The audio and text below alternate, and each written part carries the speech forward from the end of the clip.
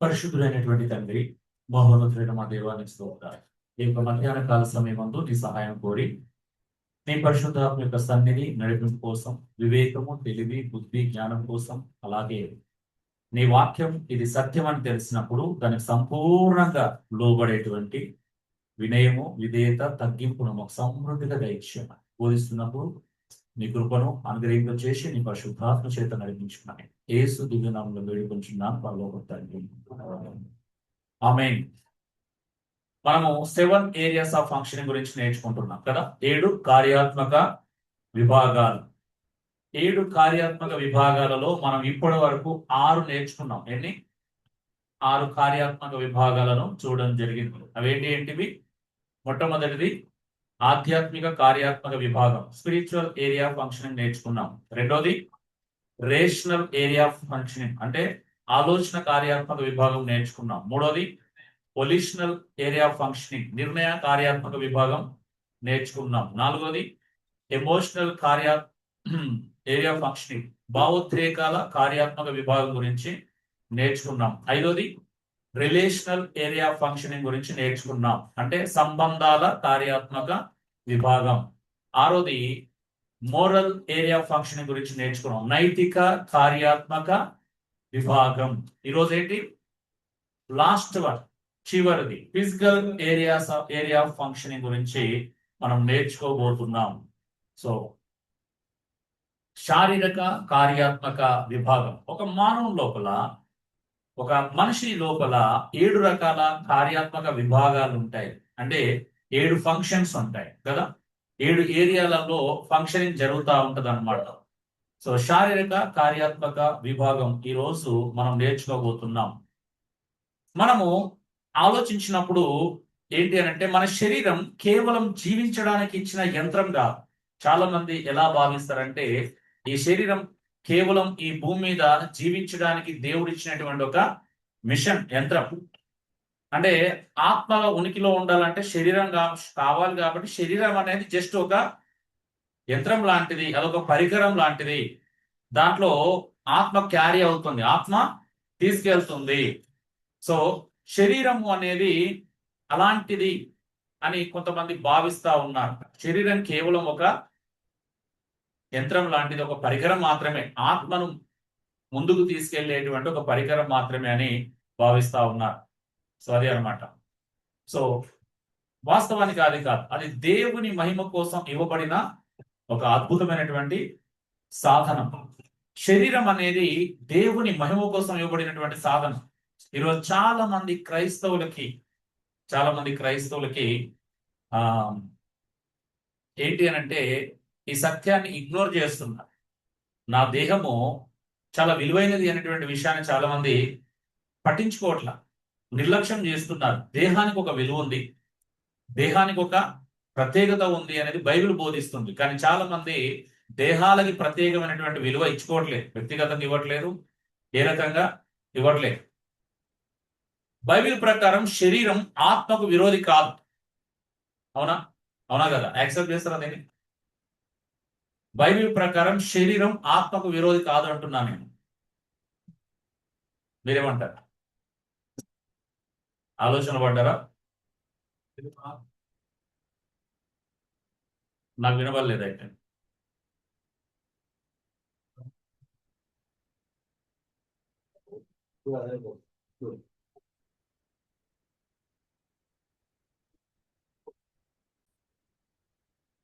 Okay, Bible ప్రకారం శరీరం ఆత్మకు విరోధి కాదు. మీరు రోమపత్రిక కానీ గలతీ పత్రికను మీరు అపార్థం చేస్తున్నారు. ఎందుకంటే లేఖనం అలా లేదు. అందుకే మనం చూడడం నేర్చుకోవాలి. అపార్థం చేసుకోవడానికి 5 సెకండ్లు చాలు. అర్థం చేసుకోవాలంటే ఒక 5 నిమిషాలు వెచ్చిస్తే లేఖనాన్ని చూస్తే అర్థం. శరీరం వేరు, శరీర కార్యాలు వేరు. మీరు శరీరము, శరీర కార్యాలు రెండు ఒకటి అనుకుంటున్నారు. అందుకే మీరు పొరపాటు పడుతున్నారు. అవునా? శరీరం వేరు, శరీర కార్యాలు వేరు. గలతిలో కూడా మాట్లాడుతుంది శరీర కార్యాల గురించి, శరీరం గురించి మాట్లాడట్లేదు. అలా శరీరము ఆత్మకు విరోధంగా నడుచుకుంటుందన్న సందర్భం దేనికి సంబంధించింది? శరీర కార్యములు స్పష్టమై ఉన్నవి. ముందు శరీర కార్యాల గురించి మాట్లాడు. అందుకే కాంటెక్స్ట్ ఇంతకుముందే చెప్పాను, context is king of interpretation. సందర్భం అర్థ వివరణకు రాజు రారాజు. రాజును చంపకండి దయచేసి.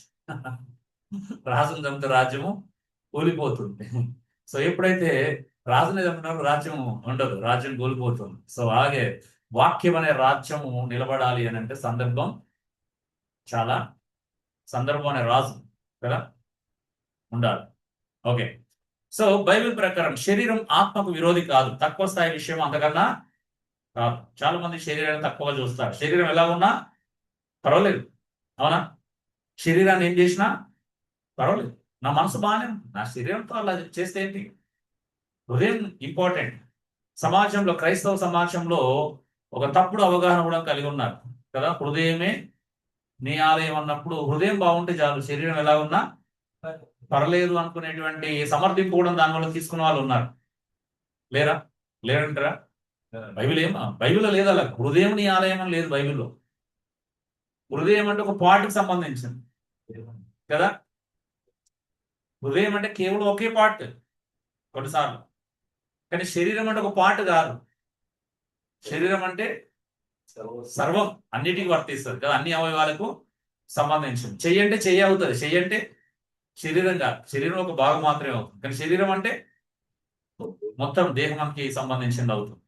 సో ఆత్మకు విరోధి కాదండి, తక్కువ స్థాయి విషయం కాదు. అది దేవుని దృష్టిలో, సృష్టిలో భాగం. పరిశుద్ధాత్మ ఆలయం అని. శరీరం అనేది పరిశుద్ధాత్మ దేవుడు అనుగ్రహించినటువంటి ఆలయం అని బైబిల్ సెలవిస్తాం. అవునండి? ఎంతమంది నమ్ముతున్నారు నీ శరీరం పరిశుద్ధాత్మ దేవుని ఆలయం అని? మీ దేహము దేవుని ఆలయం. మీ దేహము ఎవరి దేహము? మన దేహము దేవుని ఆలయం అని బైబిల్ సెలవిస్తుంది. ఒక్కసారి కాదు, అవునా? 1 కొరింథీ 3:16, 6:19, 6:18, 19. మన దేహము దేవుని ఆలయం. 2 కొరింథీలో కూడా పౌలు నీ దేహముతో దేవుణ్ణి భయపరచు అంటాడు. దాన్ని తీసుకెళ్లి వేశ్యకు అప్పగించడం తగదు. అంటే మరొక స్త్రీకి, మరొక పురుషునికి నీ శరీరాన్ని ఇవ్వడము తగదు. అవుట్ ఆఫ్ మ్యారేజ్ అంటే మ్యారేజ్కి వెలుపల కదా, వివాహానికి అవతల నీ శరీరాన్ని అపవిత్రం చేసే అధికారం నీకు లేదు. ఉందా? లేదు. వివాహానికి అవతల నీ శరీరాన్ని, వివాహం కాకముందు కానీ వివాహం అయిన తర్వాత కానీ, నీ భాగస్వామితో కాకుండా మరొకరితో నీ శరీరాన్ని పంచుకునే అధికారం నీకు ఎవరికి లేదు. దాన్ని వ్యభిచారం అని చెప్తుంది, దాని పాపం అని చెప్తుంది బైబిల్. It's a sin. అది చిన్న విషయము కాదు. అందుకే శరీరం దేవుని సృష్టిలో భాగం. అది పరిశుద్ధాత్మ దేవుని యొక్క ఆలయం. ఆలయాన్ని, ఎవరి ఆలయాన్ని పాడు చేసినట్టు? అర్థమవుతుందా? దేవుని ఆలయాన్ని పాడు చేసినట్టు. నువ్వు ఎవరి ఆలయాన్ని పాడు చేస్తున్నావు? క్రైస్తవులు ఏదో పెద్ద ప్రాబ్లం అయింది, చర్చ్ అంటే ఒక బిల్డింగ్ లేకపోతే కన్స్ట్రక్షన్ అని నమ్మితే దాన్ని శుభ్రంగా ఉంచుతారు, కానీ మనుషులను శుభ్రంగా ఉంచుకోరు. అది కూడా తప్పుడు అవగాహన కలిగిస్తుంది మనకి. సో స్థలం అనేది, బిల్డింగ్ అనేది మనం కలిసిపోవడానికి అవసరం, కానీ అది నిజమైనటువంటి ఆలయము కాదు. మనం నిజమైనటువంటి దేవుని ఆలయం. మనం ఆలయం అని నమ్మినప్పుడు మనల్ని మనం పరిశుద్ధంగా ఉంచుకోవాలని ప్రయత్నం చేస్తాం, కానీ స్థలాన్ని ఆలయంగా నమ్మితే ప్రమాదం. అవునా? స్థలం కేవలం స్థలమే, దానికి ఎప్పటికీ ఎలాంటి పరిశుద్ధత ఆపాదించకూడదు. హోలీ ప్లేస్ అనేది లేదు మనకి, మనమే హోలీ ప్లేస్. సో ఒక స్థలాన్ని స్థలం లాగానే చూడాలి. అది మనం గ్యాదరింగ్ వాడుకోవచ్చు, మీటింగ్లకు వాడుకోవాలి, అవునా, సెమినార్లకు వాడుకోవాలి, వాక్యాన్ని బోధించుకోవడానికి వాడుకోవాలి తప్పించి దానికి పరిశుద్ధత ఆపాదించడము తప్పు. ఈరోజు చాలా మంది ఈ బిల్డింగ్స్ కి పరిశుద్ధత ఆపాదిస్తున్నారు. అందుకే అక్కడ పరిశుద్ధత ఆపాదిస్తున్నటువంటి సందర్భాలు ఏం జరుగుతుందంటే మనుషులు నిర్లక్ష్యం చేయబడుతున్నారు. మనుషుల పరిశుద్ధత తక్కువ స్థాయిలో అయిపోయింది. అవునా? అందుకే చూడండి, ఎవరికి భయం లేదంట. అంటే నిజంగా, అంటే ఎవరు ఇక్కడైనా ఎక్కడైనా, ఈవెన్ ఎక్కడ నువ్వు అలా ఉన్నా నువ్వు శరీరానికి ప్రాధాన్యత ఇవ్వలేదు. అందుకే పరిశుద్ధత అనేది చాలా మంది ఈ రోజులు నిర్లక్ష్యం చేయబడుతున్నటువంటి అంశాల్లో ఒక అంశం. చూడండి, శరీరంపై బైబిల్ దృష్టికోణం ఏంటో చూద్దాం. శరీరం దేవుని సృష్టి అండి. దేవుడు మనిషిని ఆత్మతో, మనసుతో, శరీరంతో సృష్టించాడు. అవునా? బైబిల్ ఏమని చెప్తుంది మనకి? ఆదికాండంలోనే మనకు చెప్తుంది కదా, దేవుడు మట్టితో నరుని నిర్మించి అంట కదా, మట్టితో నరుని నిర్మించి వాని నాసికా రంధ్రములలో జీవవాయువుగా నరుడు జీవాత్మాయం కదా, జీవం ప్లస్ ఆత్మ. దానికంటే ముందు ఏం నిర్మించబడింది? శరీరం. నీకు దేహము ఇవ్వబడింది. ఆ దేహంలోకి దేవుడు ఏం చేసిండు అని అంటే తన జీవవాయువును ఊదడం ద్వారా మానవునికి ఆత్మ మరి ప్రాణం అంటే జీవం వచ్చేసింది అక్కడ. సో శరీరము దేవుని యొక్క సృష్టి. శరీరం చెడ్డది కాదు, పాపం దానిని వక్రీకరించాడు. శరీరం చెడ్డది కాదు, చాలా మంది శరీరం చెడ్డది అనుకుంటారు. పౌలు మొదటి రోమపత్రిక 7వ అధ్యాయంలో మాట్లాడిన సందర్భం వేరు. అయ్యో ఇటు మరణంనకు లోనగు శరీరం నుండి నన్ను ఎవడు విడిపించు అంటే పాప స్వభావం గురించి మాట్లాడుతున్నాడు అక్కడ. అవునా? పౌలు మాట్లాడుతున్న 7వ అధ్యాయము పాప స్వభావం గురించి మాట్లాడుతున్నాడు. 8వ అధ్యాయంలో కూడా అది కంటిన్యూ చేస్తున్నాడు. కాబట్టి ఇప్పుడు క్రీస్తు చేస్తున్న వారికి ఏ శిక్ష విధి లేదు, ఎందుకంటే రక్షించబడ్డాం కాబట్టి దానికి మనం శిక్షకు పాత్రలము కాము అంటున్నాడు. విడుదల చేయబడ్డాం. ఎంత అద్భుతమైన లైన్ చూడండి. శరీరం అనేది అక్కడ పాప స్వభావం గురించి మాట్లాడుతున్నాడు. అంటే నేను చేయాలనుకున్నది చేస్తలేను, చేయవద్దనుకున్నదే నేను చేస్తున్నాను. అంటే నా లోపల శరీరానుసారమైన మనస్సు ఉంది అంటాడు. రోమపత్రిక 8వ అధ్యాయంలో కూడా చూస్తాం కదా. ఆత్మానుసారమైన మనస్సు, శరీరానుసారమైన మనస్సు రెండు రకాలు. అవునా?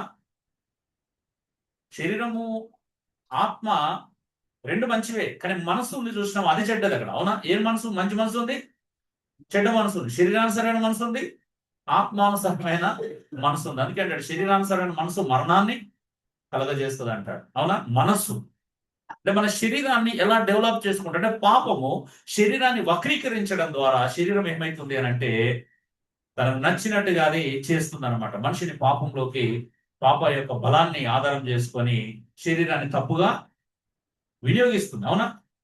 తప్పుగా వాడబడుతుంది. దానికి కారణం ఏంటి అంటే శరీరానుసారమైన మనస్సు. శరీరానుసారమైన మనస్సు ఏం చేస్తుంది అంటే శరీరాన్ని తప్పుగా వినియోగిస్తుంది. అందువలన మనిషి ఏమైపోతున్నాడు అంటే తప్పు చేస్తున్నాడు కదా. మనిషి పాపం చేయడానికి కారణం ఏంది? శరీరానుసారమైన మనసు, ఆలోచన, నేచర్, స్వభావం. ఈ స్వభావము మానవునితోనే తప్పు మీద తప్పు, తప్పు మీద తప్పు, తప్పు మీద తప్పు చేపిస్తానే ఉంది. సో వాస్తవానికి ఏదోని తోటలో మనం ఇది చూస్తున్నాం. దేవుడు మనకు ఒక అత్యద్భుతమైనటువంటి శరీరాన్ని ఇచ్చినట్టుగా చూస్తున్నాం. అవునా?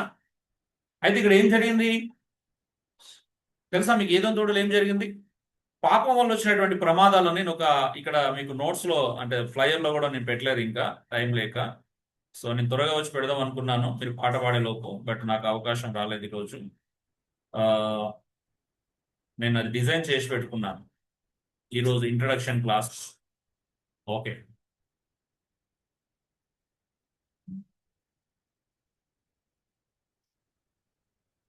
So physical areas of functioning నేను రాసుకొని డిజైన్ చేసి పెట్టుకున్నాను. ఏమైంది అసలు ఇంతకీ? ఒకసారి నేను దీన్ని చూపిస్తాను మీకు. పాపం యొక్క ప్రభావం ఏమైంది అసలు మనిషి యొక్క శరీరం మీద ఎలా పడింది అది అనేది. పాపం యొక్క ప్రభావం రకరకాలుగా ఉంది. ఇప్పుడు మనం నేర్చుకుంటుంది ఏంటిది? శారీరక కార్యాత్మక విభాగం. అంటే మనం శరీరం మీద ఎలాంటి ప్రభావం పడింది? నెంబర్ వన్ ఏమైంది? మరణం శరీరంలో ప్రవేశించింది. పాపానికి ముందు మరణము లేదు. ఉందా? పాపానికి ముందు మరణం లేదు. పాపం వల్ల శరీరం ఏమైంది? క్షీణించడం ప్రారంభించింది. అవునా? శరీరం ఏమైంది? కొద్ది కొద్దిగా క్షీణించడం ప్రారంభమైంది. క్షీణత అనేది పాపం వల్ల వచ్చిన శరీరానికి. అవునా? సో దానివల్ల ఏమైంది? అందుకే దానివల్ల ఏమైంది? శరీరం క్షీణిస్తూ క్షీణిస్తూ క్షీణిస్తూ మెల్లగా వృద్ధాప్యం దరిచేరడం, చివరికి ఏమైంది? మరణం సంభవించింది కదా. ఏదో తోటలో మనము మొట్టమొదటి మానవుడు అంటే ఆదమ్మ వాళ్ళకు తర్వాత వచ్చిన వాళ్ళు కూడా చూడండి, కొంతకాలం దేవుడు 900 ఏళ్ళు కదా, 939, 800 పైన బ్రతకగలిగారు. కానీ అది మెల్లగా ఏమైంది? క్షీణదశకి చేరుకుంది. సో పాపం యొక్క ప్రభావం శరీరం మీద ఎలా పడిందంటే నీ ఆయుష్ను, నీ వయస్సును అంటే తగ్గించేసింది, భయంకరంగా తగ్గించేసింది. అంత మాత్రమే కాదు, అది చివరికి మరణాన్ని కలగజేసింది. సో రెండోది ఏంటో తెలుసా? శరీరము ఎప్పుడైతే మానవుడు పాపం చేసిండో, అంటే స్వభావం గురించి మాట్లాడుతున్నా, ఆదమ వాళ్ళు పాపం చేసిన కారణంగా స్వభావం మనిషి మీద ఎంత, పాపం యొక్క ప్రభావం మనిషి శరీరం మీద ఎలా చూపించిందంటే రెండోది వ్యాధులు మరి బలహీనతలు స్టార్ట్ అయినాయి. ఏదంతో ఆదమలో మనకు వ్యాధి రావడం, జ్వరం చూడడం ఎక్కడ కూడా అంటే లేదు. అఫ్ కోర్స్ అది రికార్డ్ చేయనంత మాత్రాన ఉన్నది అని అర్థము కాదు. ఓకే, మొదట దేవుడు మనిషిని సంపూర్ణ ఆరోగ్యంతో సృష్టించాడు. పాపం వల్ల శరీరం రోగాలకు, బలహీనతలకు, నొప్పులకు లోనైంది. పతనమైన లోకంలో వ్యాధి, బాధ, మరణం ఏమైపోయినాయి? భాగమైపోయినాయి. ఇది రెండో భయంకరమైనటువంటి ప్రమాదం జరిగింది. అంటే పాపం యొక్క ప్రభావం వలన మనిషి యొక్క శరీరం ఏమైంది? వ్యాధులకి, రోగాలకి గురైపోయింది. సో అక్కడ నుండి మనం చూస్తే మనిషి రోగాలు పెరుగుతూనే ఉన్నాయి కదా. రోగాలు పెరుగుతున్నాయి, తగ్గుతున్నాయి కాలం మారిన కొద్దీ. మీరే చెప్పారు. జస్ట్ అది కామన్ సెన్స్ వచ్చాయి, అవునా? దీనికి బైబిల్ చదవాల్సిన అవసరం ఏమీ లేదు. పెరుగుతున్నాయా, తగ్గుతున్నాయా? పెరుగుతున్నాయి. టెక్నాలజీ పెరుగుతున్న కొద్దీ సమస్యలు పెరుగుతున్నాయా, తగ్గుతున్నాయా? టెక్నాలజీ డెవలప్ అవుతుంది. ఒకవైపు ఇటు టెక్నాలజీని ఊహించిన విధంగా మనం డెవలప్ చేసుకుంటే, మరొక వైపు ఏం చేస్తున్నాయి? శారీరక మనిషి అంతే రోగాలను, ఒకప్పుడు లేని రోగాలు ఇప్పుడు ఉన్నాయి, అవునా? హాస్పిటల్ పెరుగుతున్నాయి, తగ్గుతున్నాయండి. దాని అర్థం ఏంటి? హాస్పిటల్ పెరుగుతున్నాయంటే అర్థం ఏంటి? రోగాలు పెరుగుతున్నాయండి. మనం ఇంకా ఖమ్మం వెళ్ళినప్పుడు మేము ఒక గదికి వెళ్ళాము, చూస్తే అక్కడ 7 హాస్పిటల్స్ ఉన్నాయి. సంధ్యవరం, ప్రవీణ్ అంటే ఇన్ని హాస్పిటల్ చూస్తే ఒక్కటే గది ఇట్లా. అంటే చూడండి, హాస్పిటల్ పెరుగుతూనే ఉన్నాయి, తగట్లా. అంటే మూడోది శ్రమ మరియు అలసట. పాపానికి ముందు పని ఆనందకరమైంది, అవునా? జాయ్ఫుల్ అంటే ఏదో అన్నట్టుగా ఆడుతూ పాడుతూ పనిచేసే విధంగా ఉండే ఏదో తోటలు. కానీ పాపం తర్వాత ఏమైంది? వద్దన్నా కూడా ఇట్లా చెమట వచ్చి, అవునా, పండించాల్సి వస్తుంది పంట, అవునా? భూమి శపించబడింది. అది గచ్చ పొదలను, ముళ్ళ పొదలను మలిపించడం ప్రారంభించింది. శారీరక శ్రమ ఎక్కువైంది. పాపం తర్వాత పని కష్టమైన శ్రమగా మారింది. భూమి సారాన్ని కూడా మానేసింది, అవునా? మానేసిందా? సో కలుపు మొక్కలు ఏరడానికి మళ్ళీ ఎక్కువ మరి అదనంగా ప్రయాసపడాల్సిన పరిస్థితి ఎదురైంది, అవునా? 4వది ప్రసవ వేదన స్త్రీలకి, అవునా? శారీరక శ్రమ ఏంటి? ప్రసవ వేదన. ఒక స్త్రీ ప్రసవ వేదన అనుభవించడం. నేను మొన్న దాని మీద ఒక ఆర్టికల్ రాసుకున్నాను. అమ్మతనం అని పెట్టి, అసలు ఏ మంత్లో ఎలాంటి ప్రాబ్లమ్స్ ఫేస్ చేస్తుంది, 9 నెలలు 10 నెలల్లో ఏ మంత్లో ఎలాంటి ప్రాబ్లం ఫేస్ చేస్తుంది, డెలివరీ టైంలో తను అనుభవించేటువంటి నొప్పి ఎంత తీవ్ర స్థాయిలో ఉంటుంది. అంటే ఇంత ప్రసవ వేదన ఎందుకు వచ్చింది? లేదు కదా అంతకుముందు. దేవుడు నీ ప్రసవ వేదన వెచ్చిస్తాను అంటే వేదనతో పిల్లల్ని కంట. ఒక తల్లి బిడ్డకు జన్మనివ్వడం అనేది చిన్న విషయము కాదు. చాలా వేదన పడాలి, చాలా కష్టపడాలి, చాలా శ్రమ పడాలి, ప్రసవ వేదన పడాలి. సో అందుకే birth pains and labour pains అనేటివి చిన్న విషయాలు కాదు. సో ప్రసవ వేదనతో బాధ పెరిగింది. పెరిగిందా? దేవుడు మళ్ళీ ఏదో రకంగా మనకు కృప చూపిస్తా ఉన్నాడు కదా, సిజరియన్ ద్వారా, మళ్ళీ అనస్థియా ద్వారా ఏదో రకంగా వాస్తవం చెప్పాలి. 5వది ప్రకృతితో పోరాటం. ఏమైంది తెలుసా? జంతువులు, ప్రకృతి వాతావరణం ఇక పూర్తిగా మనిషికి అనుకూలంగా లేకుండా పోయింది, అవునా? ఒకప్పుడు పాపం లేనప్పుడు జంతువులు అన్ని కూడా, ప్రకృతి కూడా మానవునికి అనుకూలంగా ఉంది. ఎప్పుడైతే పాపం జరిగిందో అవి ప్రతికూలంగా మారాయి, అవునా? బలవంతంగా లోపరుచుకోవాల్సి వచ్చింది, బలవంతంగా సాధు చేసుకోవాల్సిన పరిస్థితి ఎదురైంది. వైల్డ్ యానిమల్స్ పరిస్థితి మారిపోయింది. సో జీవించడానికి ఎక్కువ శారీరక శ్రమ అవసరమైంది, అవునా? నిజమా కదా? మనిషి కష్టపడలేక జంతువులను వాడుకోవడం స్టార్ట్ అయింది, అవునా? ఒకప్పుడు, ఇప్పుడంటే అన్ని యంత్రాలు వచ్చాయి. ఆలోచించండి. 6వది శారీరక కోరికల అస్తవ్యస్త వ్యవస్థ. ఫిజికల్ ఏమైంది తెలుసా? కోరికలు అస్తవ్యస్తం అయిపోయాయి, అవునా? ఆకలి, ఒకటి విపరీతమైన ఆకలి, తిండితో శోధించబడతా ఉంటారు. కొంతమంది లైంగికత చూడండి, ఇప్పటికి కూడా అంటే కొంతమంది తిండి ఎట్లా తింటారు అంటే అసలు అదెలా సాధ్యమని అని ఆశ్చర్యపోయే విధంగా కొంతమంది తిండి శోధన తట్టుకోలేరు. చూడండి, ఎందుకు? పాపం వల్ల మనిషి శరీరము అస్తవ్యస్తం అయిపోయింది. కంట్రోల్ లేదు, తిండి మీద కంట్రోల్ లేదు, లైంగికత మీద కంట్రోల్ తప్పిపోతున్నారు. కొంతమంది విశ్రాంతి వంటి దేవుడిచ్చిన మంచి శారీరక కోరికలు పాపం వల్ల అదుపు కోల్పోయి స్వభావాన్ని పెంపొందించు. దేవుడు వాస్తవానికి 6 రోజులు పనిచేసి 7వ దినం విశ్రమించమన్నాడు. కానీ కొంతమంది వర్కహాలిక్ అయిపోయారు కదా, 7 దినాలు కష్టపడాలి, డబ్బు డబ్బు డబ్బు అంతే, పిచ్చి అన్నమాట. ఈ రోజు 1000 వచ్చిందంటే అప్పుడు రేపు ఇంకొంచెం కష్టపడితే 1000 వస్తుంది, అంతే. వేసుకోవాలా అంటే పిచ్చి. కొంతమంది ఇటు విశ్రాంతి లేకుండా పనిచేసే వాళ్ళు ఒక రకంగా అయితే, కొంతమంది తిండి కంట్రోల్ లేదు, కొంతమంది లైంగికత కంట్రోల్, అంటే శరీరాన్ని కంట్రోల్లో లేదు. సామెతలు ముందే చెప్పాడు పాపం, కానీ మనకు అర్థం కాలేదు. చదువుతాం కానీ అర్థం చేసుకోం, అదే చెప్తున్నాం కదా. వినడం చదవడం అలవాటైంది, కానీ 2 ప్రాబ్లమ్స్ ఉన్నాయి మనకు, 2 ప్లస్ పాయింట్స్. ఒకటి వినడం చదవడం బాగా ప్లస్ ఉంటాయి, కానీ అర్థం చేసుకోవడం, అన్వయించుకోవడంలో వీక్ వన్. అవునా? ఏముంది సామెతల్లో? నువ్వు తిండిపోతు అయిన నీ గొంతుకు కత్తి అడ్డం పెట్టుకోమని అడ్డం పెట్టుకోమని గుర్తు చెప్పు, మళ్ళీ వేరే రకంగా అర్థం వస్తుంది. నువ్వు తిండిపోతు అయిన కత్తిని అడ్డం పెట్టుకోండి. ఎక్కడ పెట్టు?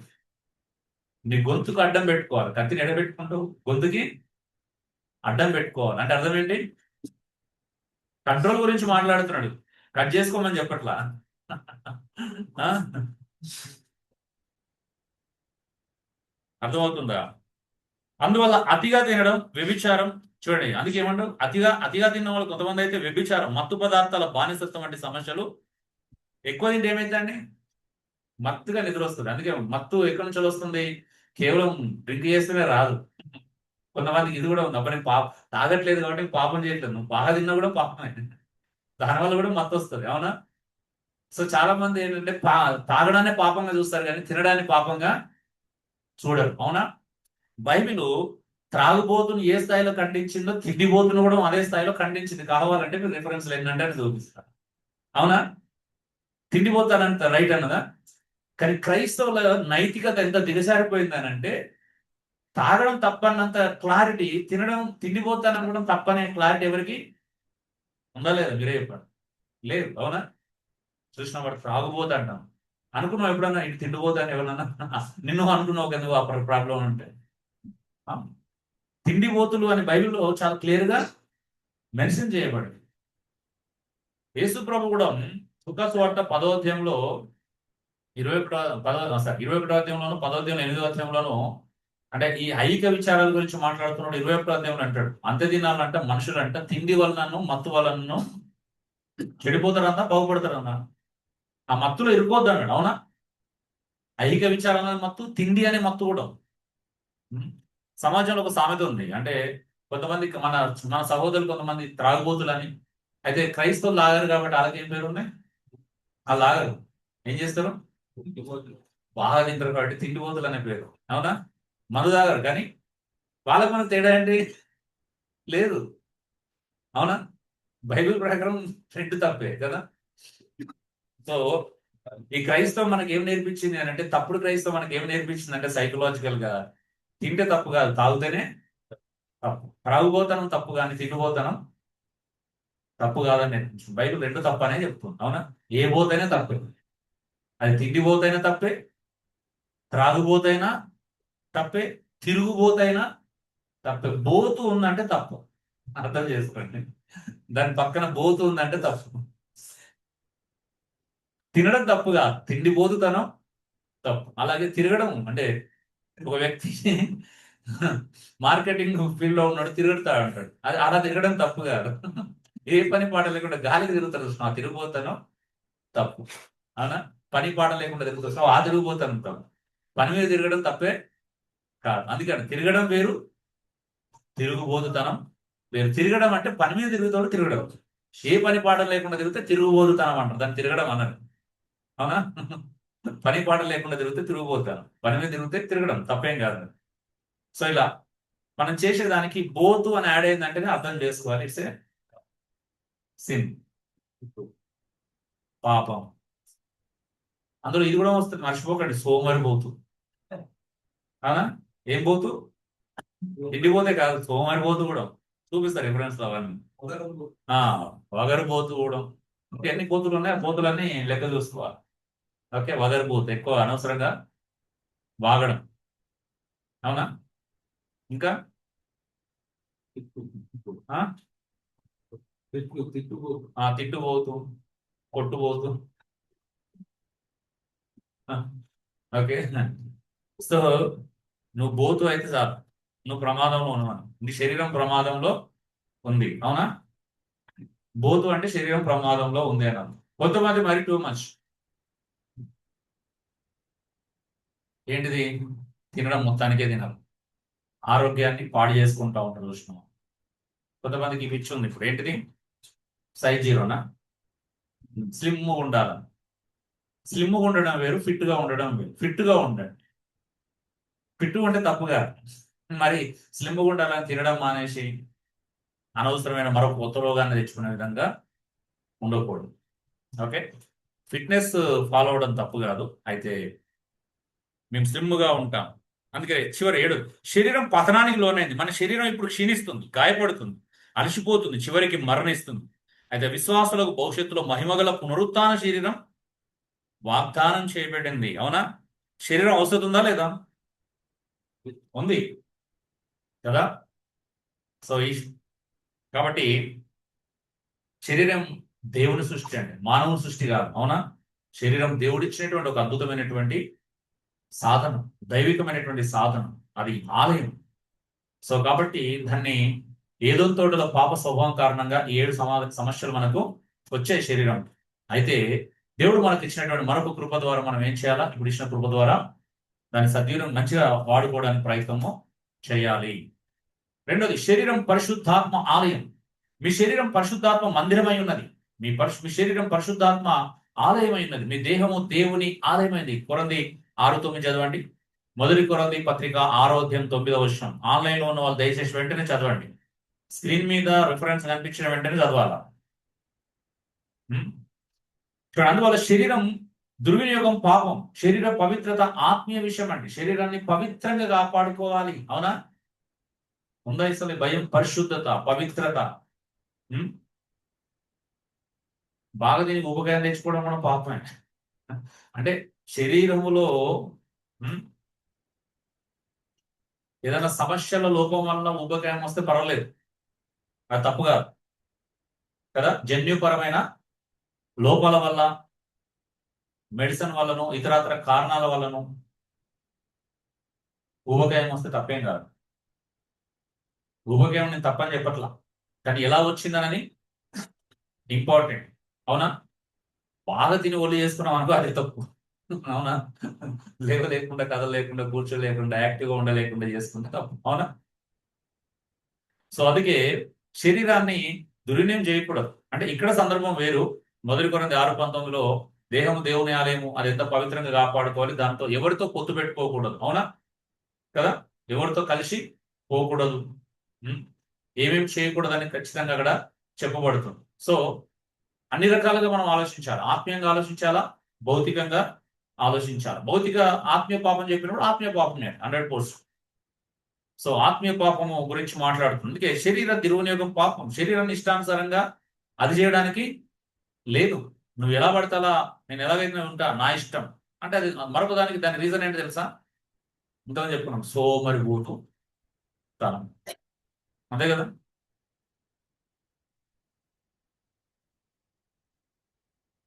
చూడండి, ఫిజికల్ ఫంక్షన్ యొక్క ముఖ్య భాగాలను చూద్దాం. నెంబర్ 1, ఆరోగ్యం. సో మనం ఆధ్యాత్మిక కోణంలో చూసినాం, అది దేవుని సృష్టి. రెండోది పరిశుద్ధాత్మ దేవుని ఆలయం. మొదటి 2 కొరింథీలో కూడా అంటాడు, నీ దేహంతో దేవుని మహిమపరచు అన్న సందర్భంలో నీ దేహాన్ని తీసుకొచ్చి వేశ్యకి అప్పగించు. వేషతో కలుసుకున్నవాడు వేషతో ఏక శరీరం అవుతాడు, ఏక దేహం అవుతాడు. ప్రతి పాపము శరీరానికి వెలుపల ఉందంట, కానీ ఈ పాపం శరీరంతోనే ఉంది. చూడండి, ఇతర పాపాలు కూడా ఉన్నాయి, కానీ ఇది ఇంకా డేంజరస్ సిన్ అని చెప్తుండట పౌలు. అవునా? ఎందుకంటే ఇది నీ సొంత శరీరాన్ని అపవిత్రం చేసుకోవాలా. ఎంత దారుణం ఆలోచించండి. సో అందుకే ఫిజికల్ ఫంక్షన్ యొక్క ముఖ్య భాగాలు చూద్దాం. ఆరోగ్యం, హెల్త్. శరీరాన్ని నిర్లక్ష్యం చేయకండి. ఆత్మీయత కాదు. శరీరం నిర్లక్ష్యం చేయడం ఆత్మీయత కాదు. కొంతమంది శరీరం నిర్లక్ష్యం చేయడం ఆత్మీయత అనుకుంటారు. అవునా? కొంతమంది వద్దనుకున్న శరీరం సహకరించకపోయినా ఉపవాసాలు ఉంటారు. కొంతమంది వారానికి 2-3 రోజులు ఉన్నది కూడా తెలుస్తున్నారు. ఎప్పుడు అలసిపోతా ఉంటారు. ఇక ఆ కారణం చేత పని కూడా, అంటే ఇంటిలో కానీ సహజంగా చేసే పనులు తప్పించుకునేవడం కూడా చేస్తారు. అవునా? నువ్వు ఎందుకు ఉపవాసం ఉంటున్నావు? కొంతమంది పని తప్పించుకోవడానికి ఉపవాసం ఉంటే తప్పరా ఇక? అవునా? కొంతమంది పని తప్పించుకోవడం కూడా తినరు. తింటే పని చేయాల్సి వస్తుంది. తింటే ఆరోగ్యం వస్తుంది, బలం వస్తుంది. బలం వస్తే ఏం చేయాలా? పని చేయాలి. కాబట్టి ఏం చేయాలా? అప్పుడు తినకూడదు. తినకపోతే ఏమైతే శరీరం అలసిపోతుంది. అలసిపోతే ఏం చేయొచ్చు? పని తప్పించుకోవచ్చు. అంతే కదా. ఉందా ఇలాంటి స్వభావం? కొంచెం అది ఉంటుంది. ఏమంటారు? మన దాంట్లో ఎక్కువ ఉంటారు. మన దాంట్లో అంటే మన క్రైస్తవులు అన్నారు. ఓకే. సో శరీరాన్ని నిర్లక్ష్యం చేయకండి. శరీరాన్ని నిర్లక్ష్యం చేయడం ఆత్మీయత కాదు. ఉపవాసం ఉండడం తప్పు కాదు. మళ్ళీ 2 ఇంపార్టెంట్. ఉపవాసం ఉండడం తప్పు కాదు, కావలసిన శరీరాన్ని నలగొట్టుకోవడం తప్పు. అది కూడా పనిని తప్పించుకోవడానికి యెషయా 58లో చెప్పినట్టు కదా, ఏమన్నాడు? మా విశ్రాంతి అంటే వాళ్ళ దృష్టిలో ఏంటిది? శరీరాన్ని ఆయాసపరచుకోవడం. దేవుడికి ఇష్టమైంది అది. కేవలం ఊరికే శరీరాన్ని నువ్వు నీతిగా నిజాయితీగా జీవించకుండా, సహోదరులను ప్రేమించకుండా, నిన్ను వల్ల నీ పొరుగు అని ప్రేమించే లేఖనాన్ని పాటించకుండా కేవలం శరీరాన్ని మాత్రమే ఆయాసపరచుకుంటే అది నిజమైన ఉపవాసం కాదు. కొంతమంది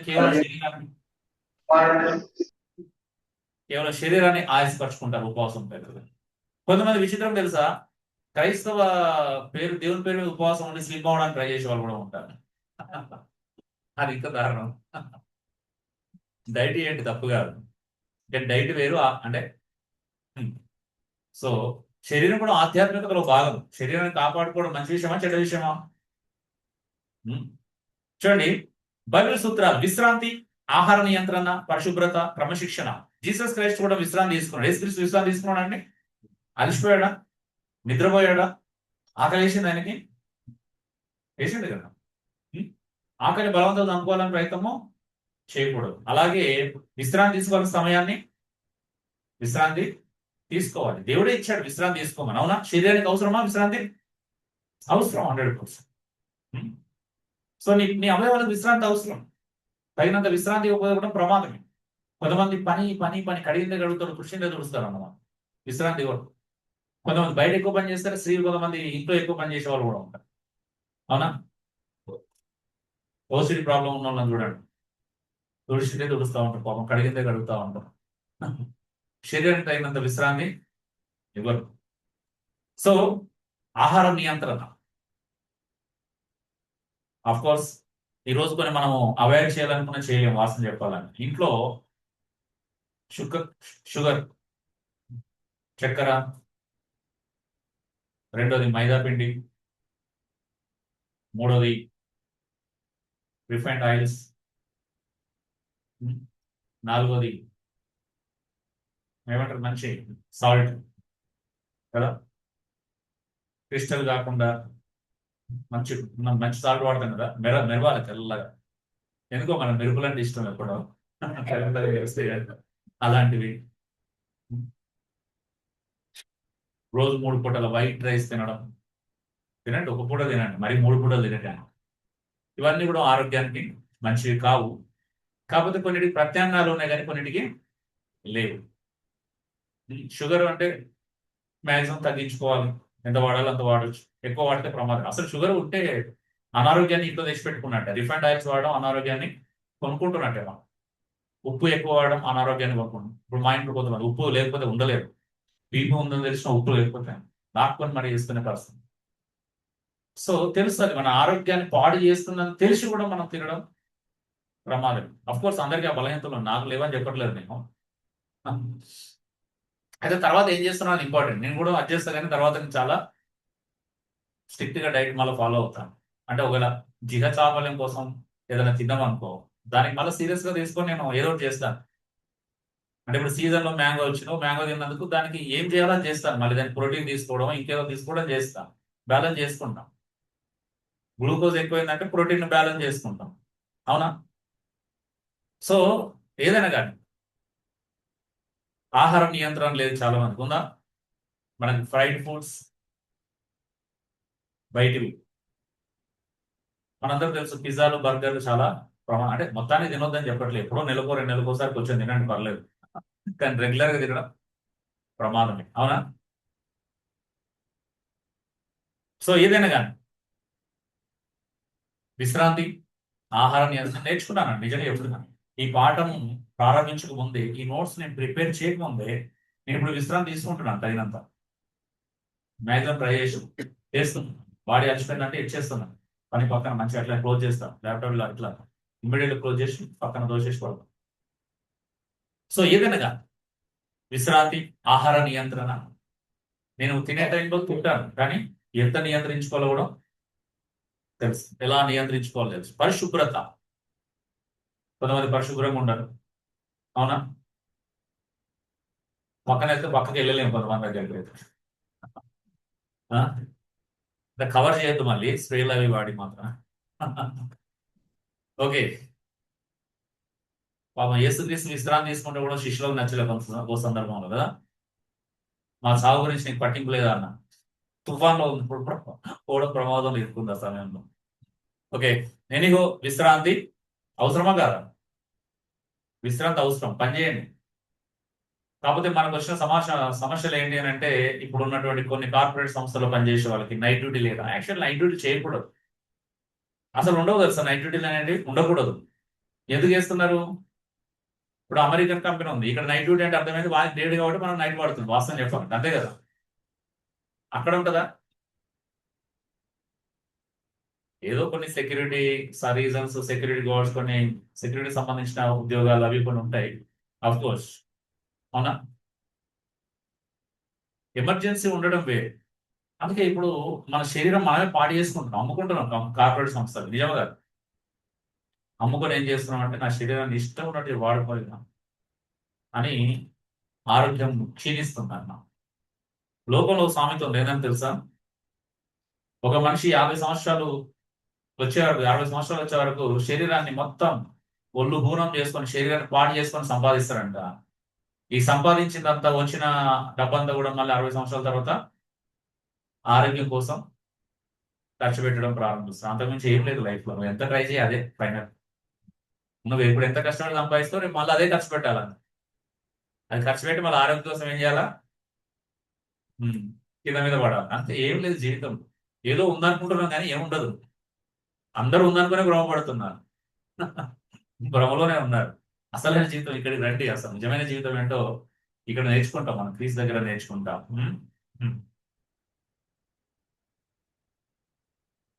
సో మొదటి ఏం చూసామండి? ఆరోగ్యం చూసాం, అవా. రెండోది ఫిజికల్ ఫంక్షనింగ్ లో శ్రమ మరియు పని. పని దేవుల్లో భాగం. ఆరోగ్యం చూసుకోవాలని చెప్పేసి పని చేయడం మానసు. కొంతమంది ఆరోగ్యం చూసుకోవాలని పని చేయడం మానేస్తారు. ఫస్ట్ ఇదే కదా ఫస్ట్. సో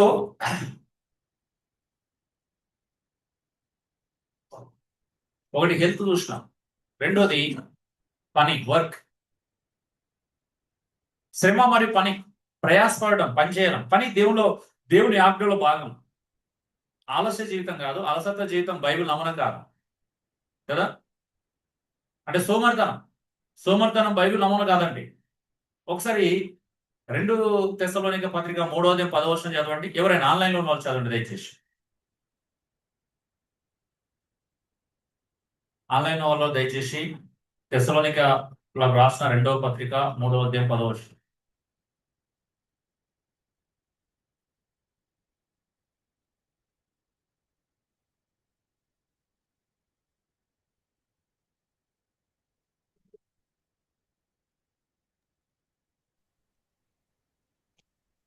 మరియు మేము మీ యొద్ద ఉన్నప్పుడు ఎవడైనాను పని చేయ నొల్లని ఎడల వాడు భోజనము చేయకూడదని మీకు ఆజ్ఞాపించితిమి కదా. తర్వాత చదవండి, అలాగే చదవండి.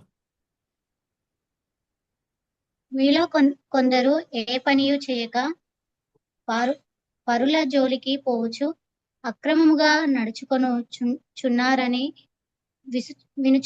వినుచున్నాము. అట్టివారు నెమ్మదిగా పని చేయుచు సొంతముగా కొనిన ఆహారము భుజింపవలనని మన ప్రభు అయిన యేసుక్రీస్తు పేరట వారిని ఆజ్ఞాపూర్వకముగా హెచ్చరించుచున్నాము. ఆజ్ఞాపూర్వకంగా హెచ్చరిస్తుంది. 3 విషయాలు ఉన్నాయి ఇక్కడ. ఒకటి, అవునా, ఏంటిది అది? ఈ వాక్యము మనకు పని విషయంలో 3 విషయాలు బోధిస్తుంది. ఎక్కువనే ఉన్నాయి కానీ నేను మేజర్ పాయింట్స్ 3 చెప్తున్నాను. ఒకటి ఏంటిది? పని చేయనున్నాడు ఆహారం భుజించకూడదని నేను ఆజ్ఞాపించి అన్నాడు పౌలు. అంటే తనతో ప్రయాణం చేస్తున్న వారు కావచ్చు, పరిచయంలో ఉన్న వాళ్ళు కావచ్చు, సంఘంలో ఉన్న వాళ్ళు కావచ్చు, ఎవరైనా కానీ ఏ పని చేయకపోతే ఏం చేయకూడదంట? ఆహారం భుజింపకూడదు. ప్రపంచంలో ఆహారం ఉచితంగా రాదు. వస్తుందా? నాకు 4 స్థలాలు చూపించండి ఇక్కడ ఆహారం ఫ్రీ అని. భోజనం ఫ్రీయా ఉందా? భోజనం ఫ్రీ ఉంటుంది ఎక్కడైనా? ఆహారం ఉన్నాయా ఎక్కడన్నా?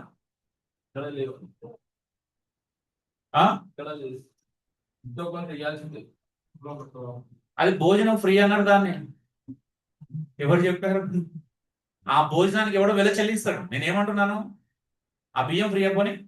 వాళ్ళు వండిన బియ్యం ఫ్రీయా? వాళ్ళు పెట్టుకున్న బాక్స్ ఫ్రీయా?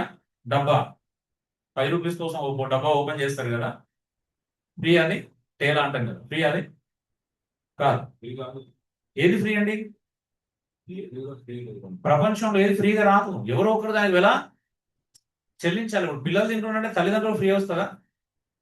తల్లిదండ్రులు పిల్లలు పెడతారు, కానీ తల్లిదండ్రులు ఫ్రీ వస్తుందా? తల్లిదండ్రులు కష్టపడకుండా పిల్లలకు భోజనము రాదు. సో ఒకటి, పని చేయను అన్నాడు, దేనికి అర్హుడు కాదంట? భోజనం చేయడానికి అర్హుడు కాదు. తెలుసా? నువ్వు పని చేయాలి, రోజు ఒక 8 గంటలు పని చేస్తే నువ్వు 3 పూటలు తినే హక్కు వస్తుంది. ఆమె పని చేయని వాడు భోజనం చేయడానికి అర్హుడు కాదు. చదువుకున్న పిల్లల గురించి మాట్లాడు. చదువుకోవడం పనే, వాళ్ళు చదువుకోవాలి, వాళ్ళకి అప్పగించిన పనాలు చేయాలా.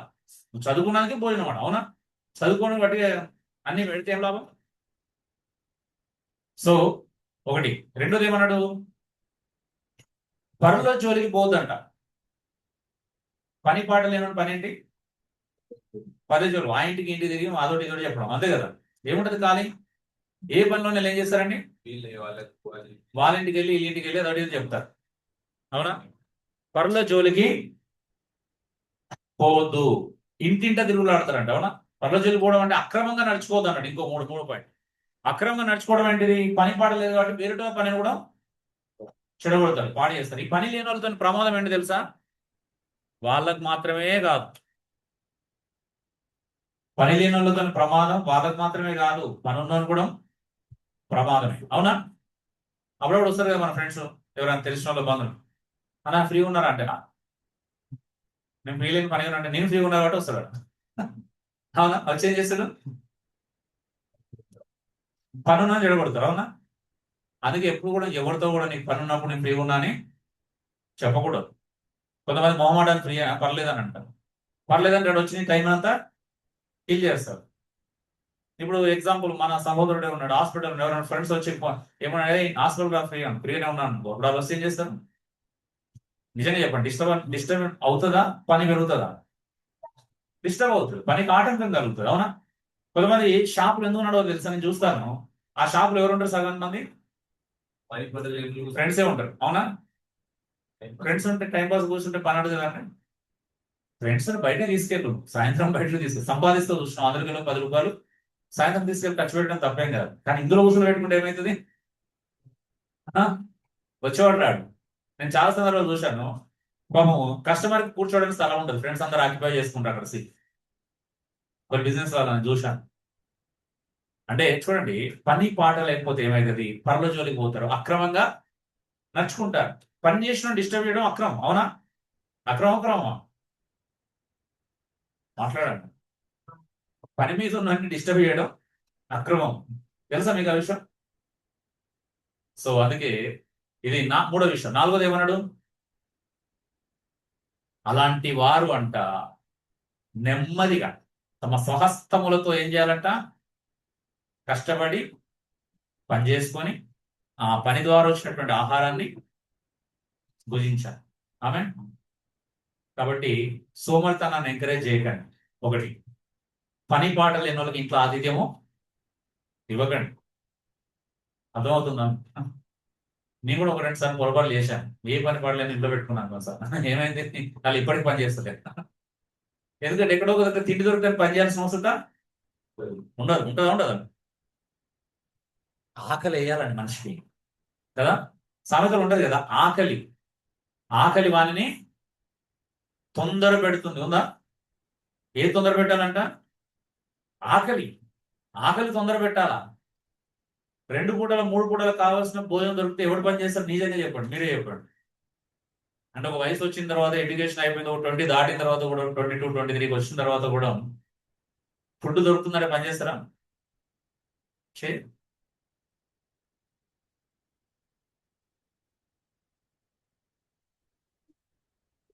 అందుకే సోమర్తనాన్ని బైబిల్ ఎంకరేజ్ చేయదు. చేస్తుందండి? పౌలు ఎంకరేజ్ చేశాడా?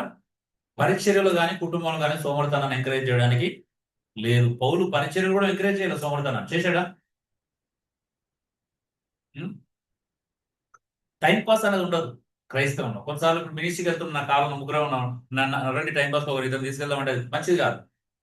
టైం పాస్ ఇద్దరు తీసుకెళ్తే ఖర్చు పెరుగుతుందా తగ్గుతుందా? ముగ్గురు తినే చోట ఐదుగురు తినాల్సి వస్తుంది, అవునా?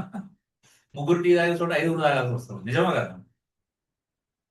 మాట్లాడరు ఏంటండి, కరెక్టే కదా? పని కూడా ఆటంకం అవుతుంది. సరే వచ్చినప్పుడు చక్కగా ఉంటాడు అంటే మళ్ళీ నేను మధ్యలో వెళ్ళిపోతుంటే మనం వెళ్ళే పని డిస్టర్బ్ అవుతుంది. వాళ్ళ కోసం దానికి రాలేము, అవునా? ఇంకొక ప్రాబ్లం ఏంటో తెలుసా, ఈ పని పాట లేని వాళ్ళకి బిజీ ఉంటారు, ఫోన్ కాల్స్ ఎక్కువ వస్తాయి. తీరా మనం మినిస్టర్ కోసం అక్కడికి వెళ్ళిన తర్వాత ఇలా ఫోన్ కాల్ వస్తే పని ఎంత పరిగెత్తాలి అన్న తొందర పోదామంటే మనం వెళ్ళిన పని డిస్టర్బెన్స్ అవుతుంది, అవునా? ఆటంకం అవుతుంది. సో ఈ మధ్య నేను బాగా నేర్చుకుంటున్నాను ఇవి దేవుడి కృపలో. సో అందుకే ఎవరిని తీసుకెళ్ళాలో వాళ్ళనే తీసుకెళ్ళాలి. మనం 10 మందిని విజిట్ చేయాలనుకుంటాం, ఇలా తీసుకెళ్తే ఏమైతుంది, పనులను కూడా తీసుకెళ్ళకూడదు. ఇంకొక విషయం ఏంటంటే పని లేనోనే కాదు, అర్జెంట్ పనులను కూడా తీసుకెళ్ళకూడదు. ఎందుకంటే వాళ్ళ అర్జెంట్ పనులు మనం వెనక్కి రాలేదు. మనకు 2 రోజులు ఫ్రీడమ్ ఉంటుంది, వాళ్ళకి ఒకటే రోజు అనుకో, ఆ ఒక్క రోజుతో మనం వెనక్కి రాలేదు. సో వాళ్ళ పని ఉండడం తప్పు కాదు, మనం 2 రోజులు పని పెట్టుకోవడం తప్పు కాదు. తప్పేంటి, 2 రోజులు పని ఉన్నాడు, ఒక రోజు మాత్రమే లీజర్ ఉన్నాం తీసుకెళ్ళడం తప్పు అవుతుంది, అవునా? అయితే వీళ్ళన్న ప్రాబ్లంలో వాళ్ళన్న ప్రాబ్లంలో పడతారు, నిజమా కాదు? సో అదే అనమాట. సో ఇవన్నీ మనకు సెన్స్ సంబంధించిన కామన్ సెన్స్. అంటే అందుకే లేజినెస్ బైబిల్ అంగీకరించదు, సోమరితనం.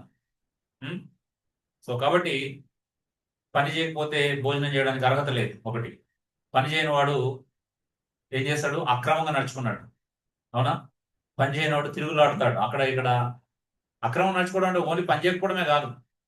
పౌలు ఇంకొక దగ్గర మంచిగా మాట్లాడతాడు, ఏంటంటే ఎఫెసు పత్రిక 4వ అధ్యాయం, పని చేయకపోవడం దొంగతనంతో సమానంగా చూపిస్తాడు. దొంగిలించువాడు ఇక మీదట దొంగిలిగా అక్కరగలవానికి పంచిపెట్టడం వీలు కలిగినంత తన సహస్తములతో కష్టపడి పని చేయాలంట. అర్థమవుతుందా? పని చేయకపోవడం కూడా దొంగతనం. ఎట్లా దొంగతనం అవుతుంది? నువ్వు పని చేయకపోతే ఎవరో ఒకరు తింటున్నట్టే కదా, దాన్ని దొంగతనం అన్నాడు పౌలు, నిజమా కదా? అర్థమవుతుందా మీకు? పౌలు ఈవెన్ తన విషయంలో కూడా ఒకసారి అప్లై చేసుకుంటాడు ఇది. నేను ఇతర సంఘముల ద్వారా సహాయం తీసుకోవడం ద్వారా దొంగిలిన వాడిని అయితే అంటాడు. అంటే అర్థం ఏంటి? చూడు, అంటే నా భావజాలం చూడండి ఎంత పవర్ఫుల్గా ఉందో. ఉం? చూడండి, అంటే బైబిల్ యొక్క బోధన ఎంత శ్రేష్టంగా ఉంటది అని అంటే, భయంకరమైన విషయం ఏంటంటే క్రైస్తవులను ఎక్కువ సోమర్థులు ఉంటారు, అవునా? పని పాట లేకుండా ఎదుగుతున్నారు క్రైస్తవులు ఎక్కువ చూశాను బయట వాళ్ళకన్నా. బయట వాడు ఏదో ఒక పని చేసుకుంటాడు అంటే రేర్ ఉంటుంది. ఖాళీగా తిరుగుతున్నారు ఒకరిద్దరు ఉంటారు, కానీ ఇక్కడ రివర్స్. పని పాట లేకుండా తిరుగుతున్న వాళ్ళకి రివర్స్. సేవ పేరు మీద కావచ్చు, కొంతమంది ఎక్కువ సేవ పేరు మీద తిరిగే వాళ్ళు ఇంకెక్కువ ఖాళీగా ఉంటారు, ఏం ఉండరు. నాకు చాలా భయం ఉండే సేవ చేయాలంటే, ప్రభావ నాకు రోజు 8 గంటలు నీకు సేవ ఉంటుందా, ఎంత ఛాలెంజింగ్ ఉంటుంది తెలుసా? ఓకే, ఎనీహో, అందుకే నేను కష్టపడ్డాను. కష్టపడాలి, రోజు చదవడం, నేర్చుకోవడం, ఏదో ఒకటి కష్టపడాలి అంతే. 2 పూటలు తినాలంటే కష్టపడాలి. మా అమ్మ నాన్న తెలుసు, నా భార్య కూడా తెలుసు. 4 రోజులు ఖాళీగా ఉంటే నేను తినకపోయేవాడిని, గిల్టీ ఫీల్ అయ్యేది. ఎప్పుడు 4 రోజులు ఏం లేకుండా ఉన్నప్పుడు చాలా ఇబ్బంది అనిపించేది తినాలని. సో అందుకే పని చేయాలంతే. ఈవెన్ మొదటి తిమోతి 5:8 ప్రకారం పని చేసి కుటుంబాన్ని పోషించినవాడు సంఘాన్ని పేర్చడానికి అర్హుడు కాదు, అవిశ్వాసి కంటే చెడ్డవాడు అని చెప్పారు, అవునా? పని చేయకపోవడం చాలా భయంకరమైనటువంటి విషయం. అందుకే శ్రమ మరియు పని ఉండాలి. పని చేస్తేనే శ్రమ వస్తుంది, అలసిపోతాం, అవునా? పని చేయకుండా అలసిపోవడం వేరు, పని చేసి అలసిపోవడము వేరు. నిజంగా చెప్తున్నాను, ఎంత హాయిగా ఉంటుంది తెలుసా పని చేసి అలసిపోతే, చాలా హాయిగా ఉంటుంది. నేను ఈ మధ్యలో ఎక్కువైంది కదా పని, హాయిగా నిద్రపట్టింది, హాయి అనిపించింది. బాడీ కూడా ఫ్రీ అయింది. ఫస్ట్ 3 రోజులు బాడీ పెయిన్స్ వచ్చి ఫీవర్ వచ్చింది, కానీ తర్వాత 4వ రోజు నుంచి సెట్ అయిపోయింది ఆటోమేటిక్. భలే అనిపించింది. అంటే నాకు శారీరక శ్రమ తక్కువ కదా, ఎక్కువ మానసిక శ్రమ కాబట్టి. శ్రమ అనేది 2 రకాలుగా ఉంటుందండి. 2 రకాలుగా, మానసికంగా మరియు శారీరకంగా ఉపయోగించే శక్తిని ఉపయోగించి చేసే ఏ పని ఏదైనా పనే. సో ఇప్పుడు మనం మాట్లాడుకుంటుంది శారీరక పని గురించి, అవునా? మానసికంగా కూడా నువ్వు పని చేయాలి, ఏదో రకంగా పని చేయాలంతే. కొంతమంది ఆలోచించారు, ఇప్పుడు వాక్యం చదివి ధ్యానించడం మానసిక శ్రమ, అవునా? రైట్ తీసుకురావడం మానసిక శ్రమ. చాలా మంది మానసిక శ్రమ ఇష్టపడకపోతే ఏమవుతుంది, ప్రమాదం. నువ్వు శారీరక శ్రమ పడాలి, మానసిక శ్రమను అనుభవించాలి. శరీర సామర్థ్యాన్ని కుటుంబం కోసం దేని కోసం వాడాలి? ఫస్ట్ నీ కుటుంబం, రెండోది సేవ కోసం, దేవుని మహిమ కోసం ఉపయోగించాలి. నువ్వు శ్రమ పడు. దేనికోసం శ్రమ పడాలి? నీ కుటుంబాన్ని పోషించడానికి శ్రమ పడాలి. రెండోది సంఘం కోసం నువ్వు శ్రమ పడాలి, సేవ కోసం. ఆమె మూడోది సమాజం కోసం నువ్వు శ్రమ పడవచ్చు. తద్వారా ఏమైతే దేవునికి మహిమ వస్తుంది. ఆయన మహిమ కోసం నువ్వు కష్టపడాలి. సోమరిపోతుల వల్ల దేవుని మహిమ వస్తుందా? పంజేనంలో తిరుగుతూ ఏ పని పాట లేకుండా తిరుగుతా దేవునికి మహిమ వస్తుందా? అసలు దేవుడు అంగీకరిస్తాడు అంటే ఈవెన్ ధర్మశాస్త్రం కూడా అంగీకరించు, అవునా? సో బైబిల్ అంగీకరించదాన్ని. పని పాట లేకుండా ఖాళీగా ఉండడం, పరల జోలికి వెళ్ళడం, ఇతరులు ఫ్రీగా వచ్చే ఫుడ్ తినడం. So be careful. మూడోది లైంగిక అపవిత్రత. లైంగిక అపవిత్రత, సెక్సువల్ ప్యూరిటీ. లైంగిక పవిత్రత, క్షమించాలి, sexual purity. So physical functioning ఒక ముఖ్య భాగాలు లైంగిక పవిత్రత, సెక్సువల్ ప్యూరిటీ. అంటే నువ్వు లైంగికంగా పవిత్రంగా ఉండాలి అంటే శరీర పాపాల్లో ముఖ్యమైనది వ్యభిచారం. చదువుతారా? 1 కొరింథీ 6:18.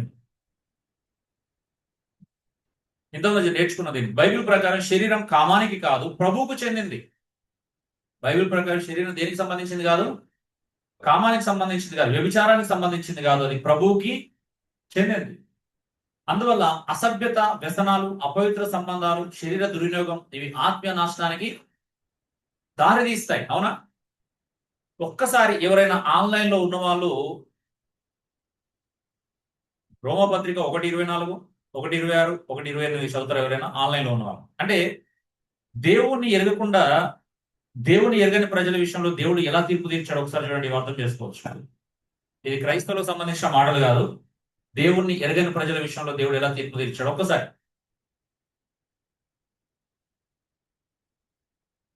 కళ్యాణ్ చదువునానా? మొదటి రోమపత్రిక 1:24, 26, 28. వేరే వాళ్ళు చదువు. జర్నీలో ఉన్నా నేను.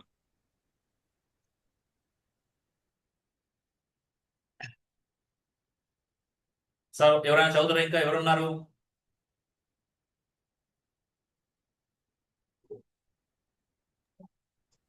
దయచేసి ఎవరైనా చదవండి.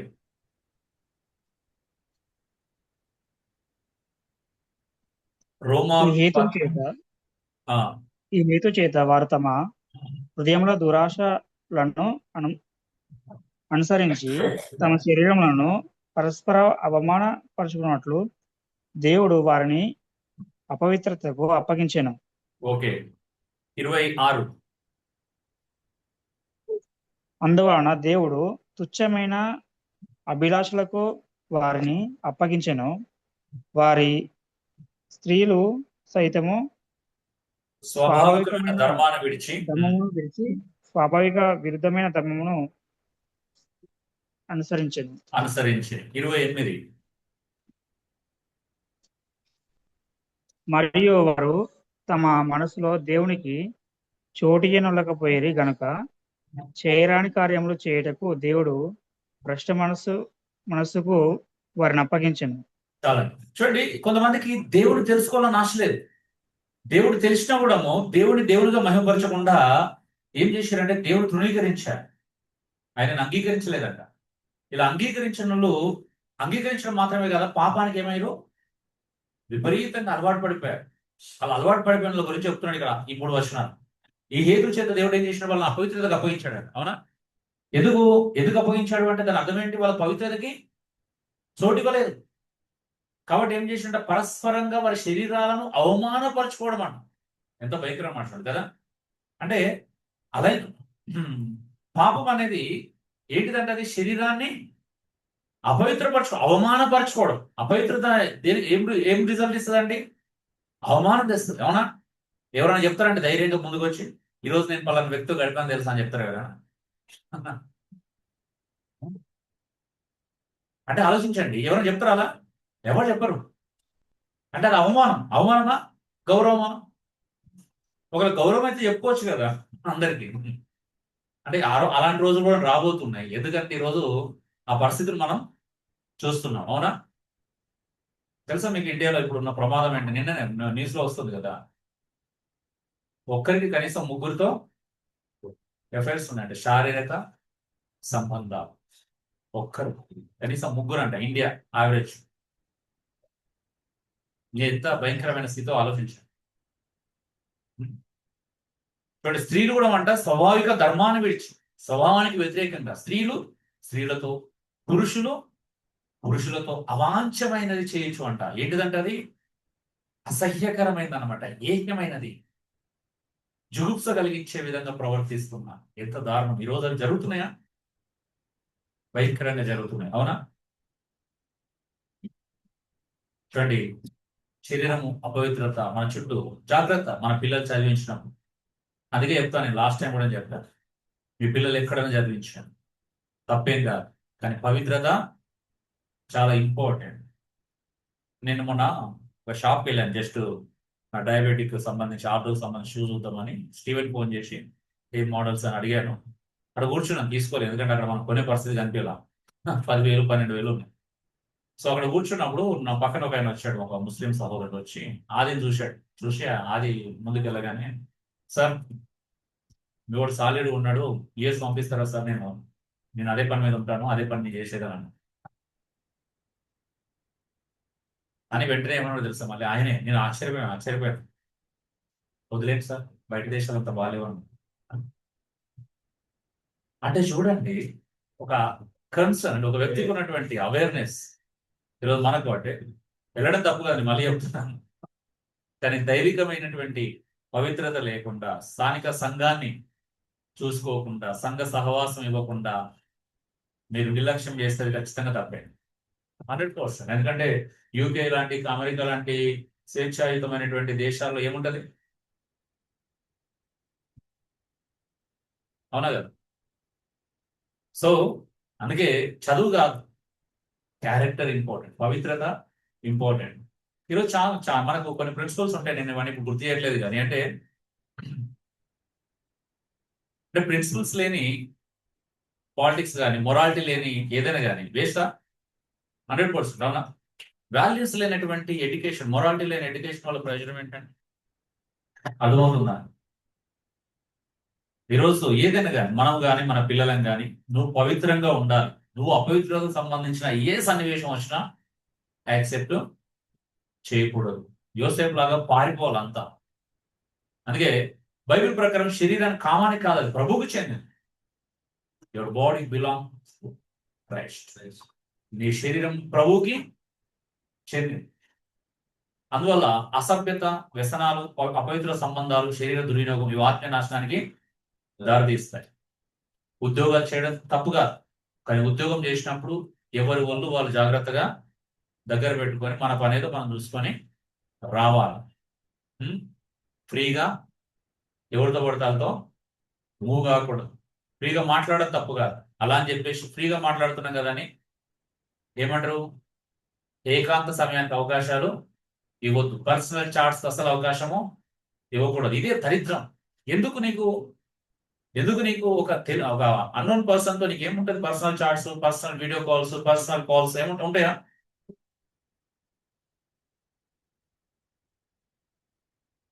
అవసరం ఏంటంటే, అవునా కదండి? అంటే అలా అపవిత్రతకు కారణమయ్యేటువంటి లైంగికత, అపవిత్రతకు కారణమయ్యే ప్రతి దాన్ని నువ్వు బ్యాన్ చేసుకోవాలి నీకు నువ్వు. ఆమె ఫోన్ కాల్స్ కావచ్చు, చాటింగ్స్ కావచ్చు, మీటింగ్స్ కావచ్చు, ఈవెన్ ఈటింగ్స్ కావచ్చు, పార్టీలు కూడా కావచ్చు. ఆమె ఆ పార్టీకి వెళ్తే నాకు ఏదో ప్రమాదం ఉంది, ఒకవేళ ప్రమాదం వస్తే నేను వెనక్కి వచ్చేస్తాను ఇమీడియట్ గా, నేను సెక్యూరిటీ చూసుకుంటానని చెప్పగలిగే స్థాయి ఉండాలి. ఎలా వెళ్తామంటారు? అన్నోన్ పర్సన్ హోటల్కి వెళ్ళారు, ఎవడైనా హోటల్కి రమ్మంటాడు, ఒక వ్యక్తి హోటల్ రమ్మంటుంటే అర్థం ఏంటి? మంచి ఉద్దేశంతో ఎవరు రమ్మన్నాడు? అవునా? రమ్మంటాడా? మనం అక్కడ స్టే చేద్దామంటాడు. నీకోసం ఓయో రూమ్ బుక్ చేసిన తెలుసా, నీకు కష్టపడి రా అంటే అంటే అర్థం ఏంటి? మంచి ఉద్దేశం ఉంటుంది అంట. సిగ్గుండాలా? సో ఈరోజు జీవితాలు పాడవుతున్నాయి, నాశనం అయిపోతున్నాయి. అపవిత్రత దేవుడు యాక్సెప్ట్ చేయడు. దేవుడికి అసహ్యమైనటువంటి క్రియ. అవునా? అసహించుకుంటాడా? ఆనందిస్తాడా? ఒకవేళ అసహ్యమైన క్రియ కాకపోతే నువ్వు అందరికి పబ్లిక్ చెప్పు, మెసేజ్ పెట్టండి, ఫేస్బుక్ లో స్టేటస్ లో పెట్టండి, ఈ రోజు నేను పలానా పురుషునితో పడుకున్నాను, లేకపోతే పలానా స్త్రీతో పడుకున్నాను పెడతారు ఎవరైనా స్త్రీతో? అది అవమానం కలిగించేది కానప్పుడు, అది అసభ్యకరమైనది కానప్పుడు మరి ఎందుకు చెప్పట్లేదు ధైర్యంగా?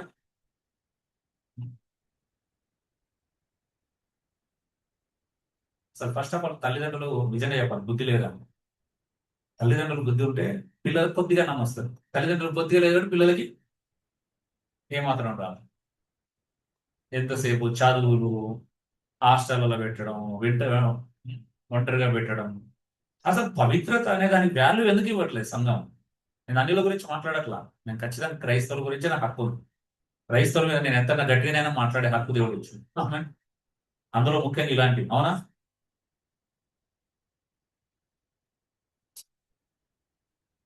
ఈరోజు సమాజం ఎంత చెడిపోయిందంటే పెద్ద పెద్ద సినిమా స్టార్స్ అంటున్నారు, అవునా? ఏమంటున్నారు? పెళ్లికి ముందు సెక్స్ తప్పు కాదు, పాపం కాదు, ఎవరిష్టం వారు, అవునా? ఇప్పుడు కొత్త డెఫినేషన్లు వచ్చినాయి. శీలం అంటే ఏంటిదంట? శీలం అంటే కేవలం మనసు సంబంధించింది, శరీరానికి సంబంధమే లేదంటున్నారు. ఇప్పుడు కొంతమంది ఆదర్శ వ్యక్తులు ఏమంటారు? ప్రోగ్రెసివ్ థాట్ ప్రాసెస్ లో ఉన్నవారు కదా, ఏమంటారు దాన్ని? హలో,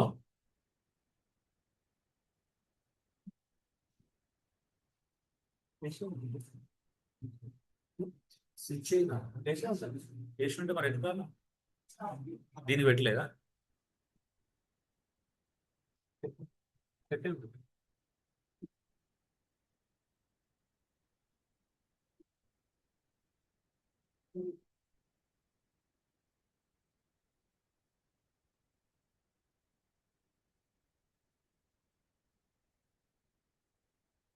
సో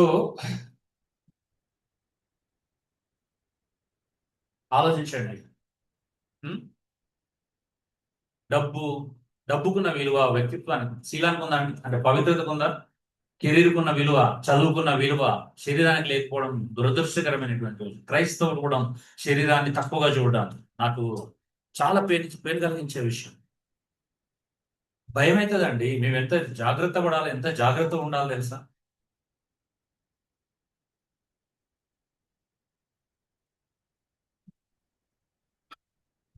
చాలా మంది నమ్మకంకి, స్వేచ్ఛకి, అంటే డిసిప్లిన్ కూడా తేడా తెలియదు. సో భయం అవుతుంది నాకు మాట్లాడాలంటేనే, ఎందుకంటే ఈ ప్రాబ్లం అందరికీ ఉన్న ప్రాబ్లం, అవునా? అందరి లోపల ఏదో రకంగా ఉండేటువంటి ముఖ్యంగా యవనస్తులు చాలా డేంజర్ తెలుసా? యవనస్తులకు ప్రమాదం ఉంది. ఇప్పుడున్నటువంటి లేటెస్ట్ విషయాల ప్రకారం 40 దాటిన వాళ్ళు కూడా, స్త్రీలు తొందరగా ఆ ఆకర్షితులు అవుతున్నారంట ఇతర పురుషులకు. అందుకే చూడండి, ఇద్దరు పిల్లలు పుట్టిన తర్వాత విడాకుల రేట్లు పెరుగుతున్నాయి, అవునా? నిజమేనా? నిజమే. కాబట్టి చెక్ చేసుకోండి. 40 దాటిన వాళ్ళకి 45 దాటిన తర్వాత విడాకుల రేట్లు పెరుగుతున్నాయి. సో ఎవరైనా కావచ్చు, పురుషులు, స్త్రీలు. ఇక్కడ స్త్రీ పురుషులు అని తేడా లేదు. ఎవరు పాపం చేసినా పాపం అంటే పాపం అంతే. That's it. పవిత్రత, లైంగిక పవిత్రత చాలా ఇంపార్టెంట్. మొదటి కొరింథీ 7వ అధ్యాయంలో పౌలు అంటున్నాడు, అవునా? ఆయనను మీలో జాగ్రత్తలో జరుగుతుందన్న ప్రతి పురుషునికి సొంత భార్య ఉండాలా, ప్రతి స్త్రీకి సొంత భర్త, ఓన్ హస్బెండ్, ఓన్ వైఫ్. ఎందుకు చెప్తున్నాడు అంత ఖచ్చితంగా? పాపము జరగకూడదు. నీకు పాపం చేసే ఆలోచన ఉంటే, పాపంలో పడే పరిస్థితి ఉంటే పెళ్లి చేసుకోమంటున్నాడు పౌలు. ఆమేన్. ఏం చేయాలా? నిజంగా నీకు పాపం చేసే పరిస్థితి ఉంటే పెళ్లి చేసుకోమంటున్నాడు. దేవుడు కావాల్సింది నువ్వు పెళ్లి కాకపోయినా పెళ్లి అయినా పవిత్రంగా ఉండడం కావాలి. ఆమేన్. పెళ్లి కాకుండా పవిత్రంగా ఉండాలి. ఒకవేళ పెళ్లి కాకుండా నువ్వు పవిత్రంగా ఉండడం అసాధ్యం అనిపిస్తే వెంటనే ఏమన్నాడు? పెళ్లి చేసుకోమన్నాడు. ఈవెన్ పౌలు ఇంకొంచెం అడుగు ముందుకేసి నేను ఆశ్చర్యమైన సంగతి చూశాను. ఏంటి తెలుసా? ప్రార్థన విషయంలో తప్పించి భార్య భర్త ఎడబాయకూడదంట. అంటే ఎక్కువ సమయం గ్యాప్ ఇవ్వకూడదంట. ఈరోజు కొంతమంది పెళ్లి చేసుకొని దుబాయ్కి వెళ్తారు, మస్కట్కి వెళ్తారు, 2 నెలలు, 3 నెలలు, 6 నెలలు, సంవత్సరాలు అక్కడ ఉంటారు. జరుగుతున్నాయా సమాజంలో? కారణం ఎవరు? అరే నువ్వు విదేశాలకు వెళ్ళి సంపాదించడమే నీ గోల్ అయితే పెళ్లి ఎందుకు చేసుకున్నావు? నీ భార్యను, నీ భర్తను భాగస్వామిని పాపం చేయించడానిక? కాస్తన్న దైవిక భయం ఉందా? ఉద్యోగాల కోసం నువ్వు బెంగళూరు, ఈమె హైదరాబాద్. ఎందుకు? వీకెండ్స్ లో కలుసుకో. 5 రోజులు 5 రోజులు శోధన రావా? టెంప్టేషన్స్ ఉండవా? ఏకాంత సమయం ఇంటివరకు గడిపే పరిస్థితి వస్తే పాపం జరగదా? ఏది ముఖ్యం నీకు? డబ్బులా, చదువా, ఉద్యోగమా? దేవుడు ఏం కోరుకుంటున్నాడు నీ నుంచి? ఎక్కడ నన్ను నువ్వు బాగా డబ్బు సంపాదిస్తే నాకు ఇష్టం అన్నాడా? నువ్వు బాగా జ్ఞానం సంపాదించుకుంటే నాకు ఇష్టం అని బైబిల్ ఎక్కడ చెప్పాడా? నువ్వు పెద్ద పెద్ద ఉన్నతమైన చదువులు చదివితే నాకు చాలా ఇష్టం అని చెప్పాడు దేవుడు. అవి తప్పని చెప్పట్లే నేను. కానీ అన్నిటికంటే ముఖ్యమైనది ఏంటి? లైంగిక పవిత్రత. నీ పిల్లలు ఎవరైనా కావచ్చు, ఒకవేళ నిజంగా వాళ్ళ లోపల అది నువ్వు గమనిస్తే ఏం చేయాలి తెలుసా? అయితే ఆధ్యాత్మిక ప్రపంచంలో నన్ను బిజీ చేయాలా? లేకపోతే అలా చెప్పట్లేదు పౌలు కూడా. ఏమన్నాడు? బాగా ప్రార్థన చేసుకో, ఉపవాసం చేసుకోమని చెప్పట్లా. ఏమన్నాడు? వివాహం చేసుకోమన్నాడు. ఆమె నీ ఎదిగిన పిల్లలు ఒక తప్పు చేసే పరిస్థితి ఉంటే వాళ్ళు ఫస్ట్ వివాహమే దృష్టి పెట్టారు. అంతే. తప్పు చేసే అవకాశం ఉంది, వాళ్ళు టెంప్ట్ అవుతారు, ఏదైనా అలాంటి గమనించడం అనుకోను. శారీరకంగా ఏమైనా తప్పుడు ఆలోచనలు వాళ్ళు ఉన్నాయి అని గమనిస్తే నువ్వు ఏంటంటే వెంటనే పెళ్లి చేయి. అంతే. చదువులు కాదు చదివించాలి. ఆ తర్వాత ఇష్టం వాళ్ళు చదువుకుంటారా చేస్తారు సెకండ్. నీకేం చేయాలి అసలు ఎట్లా చెప్పాలో కూడా అర్థం కాదు నాకు కొన్నిసార్లు. అయితే ఎలా చెప్తామంటే ఇంత అద్భుతమైనటువంటి విషయాలను పక్కన పెట్టి లైంగిక పవిత్రత చాలా అద్భుతమైనది. నాకు ఏకాంత సమయం. ఏకాంత సమయం అంటే ఈరోజు ఏకాంత సమయానికి కొత్త డెఫినేషన్ వచ్చింది. ఏకాంత సమయం అంటే ఏ కాంతతోనైనా గడపడం అన్నట్టు అయిపోయింది. ఏకాంత సమయం అంటే ఏకాంతం ఉండడం కాదు, ఆ ఏకాంతంలో ఒక కాంత ఉండాలి. తెలుసు కదా కాంత అంటే? ఈ కాంతాన్ని అక్కడికి వెళ్ళాలి, ఈయన ఒక కాంతం తెచ్చుకోవాలి. అట్లా అయిపోయింది ఏకాంతం. మా ప్రైవసీ కావాలా? పెళ్లికి ముందు ఏం ప్రైవసీ ఉంటుంది అంటే నిజంగా పెళ్లి కాంగలకు ప్రైవసీ అంటే విచిత్రమైన విషయం ఏంటంటే ప్రైవసీ కోసం అడ్డదారులు దొక్కుతున్నారు. అవునా? ఫ్రెండ్స్ రూమ్స్ లోకి వెళ్తున్నారు, అక్కడికి వెళ్తున్నారు, ఇక్కడికి వెళ్తున్నారు, ఓయో రూమ్స్ అంటే ఆ రూమ్స్, ఈ రూమ్స్, పార్కులు. ప్రైవసీ ఏం ప్రైవసీ అండి? మాట్లాడడం ప్రైవసీ అవసరం లేదు. మీరు ఇక్కడ అక్కడ రోడ్డు మీద ఎక్కడన్నా ఖాళీ ప్లేస్ లో కూర్చొని పక్కన ఎంతమంది తిరిగినా మీరు మాట్లాడుకుని మీ వరకే వినబడుతుంది, పక్కలు ఎవరు వినరు. అవునా? ఒకవేళ మాట్లాడుకోవడమే అదే ఇంపార్టెంట్. అయితే ప్రైవసీ. ఏకాంత సమయం అని అంటే ఏ కాంత లేకుండా గడపడం. కాంతంతో గడిపేది ఏకాంత సమయం కాదు. కాంత గడపడం, కాంత ఇంకొక పురుషులతో గడపడం ఏకాంత సమయం కాదు. ఏకాంత సమయం అనేది కేవలం వైఫ్ అండ్ హస్బెండ్ మాత్రమే చెందింది. ఆమె అవునా? ప్రతి స్త్రీ పురుషునికి సంబంధించింది కాదు. కేవలం భార్యాభర్తలకు సంబంధించిందే ప్రైవసీ, ఏకాంత సమయం. నీకు ఏకాంత సమయం, వ్యక్తిగతంగా ఏకాంత సమయం అంటే కేవలం ప్రార్థనకి, బైబిల్ ధ్యానానికి మాత్రమే ఏకాంత సమయం అవసరం. ఆమె అర్థమవుతుందా? ఒకవేళ ప్రొఫెషనల్ పనికి ఏమన్నా ఉంటే ఉంటుంది. పని అయితే ఏకాంతంగా ఎవరు చేయరు. అవునా? ఉంటుందా? ఏదైనా ప్రాజెక్ట్ వర్క్ ఉంటే ఏకాంతం చేసుకోవడానికి సమయం కావాలో అది వాడుకోవచ్చు, తప్పేం కాదు. అంటే ఏకాంత సమయం ఎక్కడ అవసరం ఉంటే అక్కడ వాడుకోవాలి. ప్రార్థనకి, బైబిల్ ధ్యానానికి నీకు ఏకాంత సమయం అవసరం. మిగతా ఎప్పుడు కేవలం భార్య భర్తలకి నిజంగా ప్రైవసీ అవసరం. ఓకే, విశ్రాంతి తీసుకునేటప్పుడు నీకు ప్రైవసీ అవసరం అయితే విశ్రాంతి తీసుకో. అక్కడ పక్కన ఎవరైనా పడుకుంటే నీ అమ్మను అంటే నీ కుటుంబ సభ్యులు ఉంటే తప్పేమీ కాదు. ఏకాంత సమయం అంటే కేవలం స్త్రీ పురుషులు మాకు ఏకాంత సమయంలో ప్రైవసీ కావాలని వెళ్తారు. చూసినాం అర్ధరాత్రులు పార్టీలు అని ఆటి. టైం లేదా? టైం అంటే నువ్వు ఎప్పుడు వెళ్తున్నావు అని కాదు, నీకు తోడెవరు ఉన్నారని కూడా చాలా ఇంపార్టెంట్.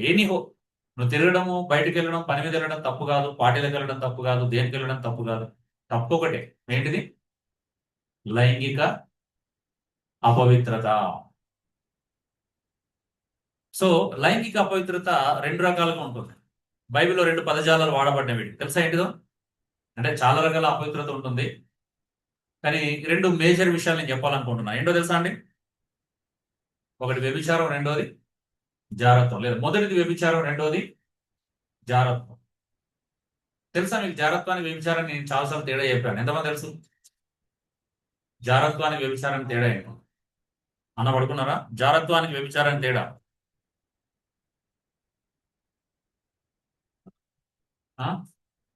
చిన్నపిల్లలు ఇవ్వలేరు కదా, వాళ్ళకి అర్థం కాదు, కానీ యవనస్తులు ఇవ్వలేరు కదా. జారత్వానికి వ్యభిచారానికి తేడా ఏమిటి?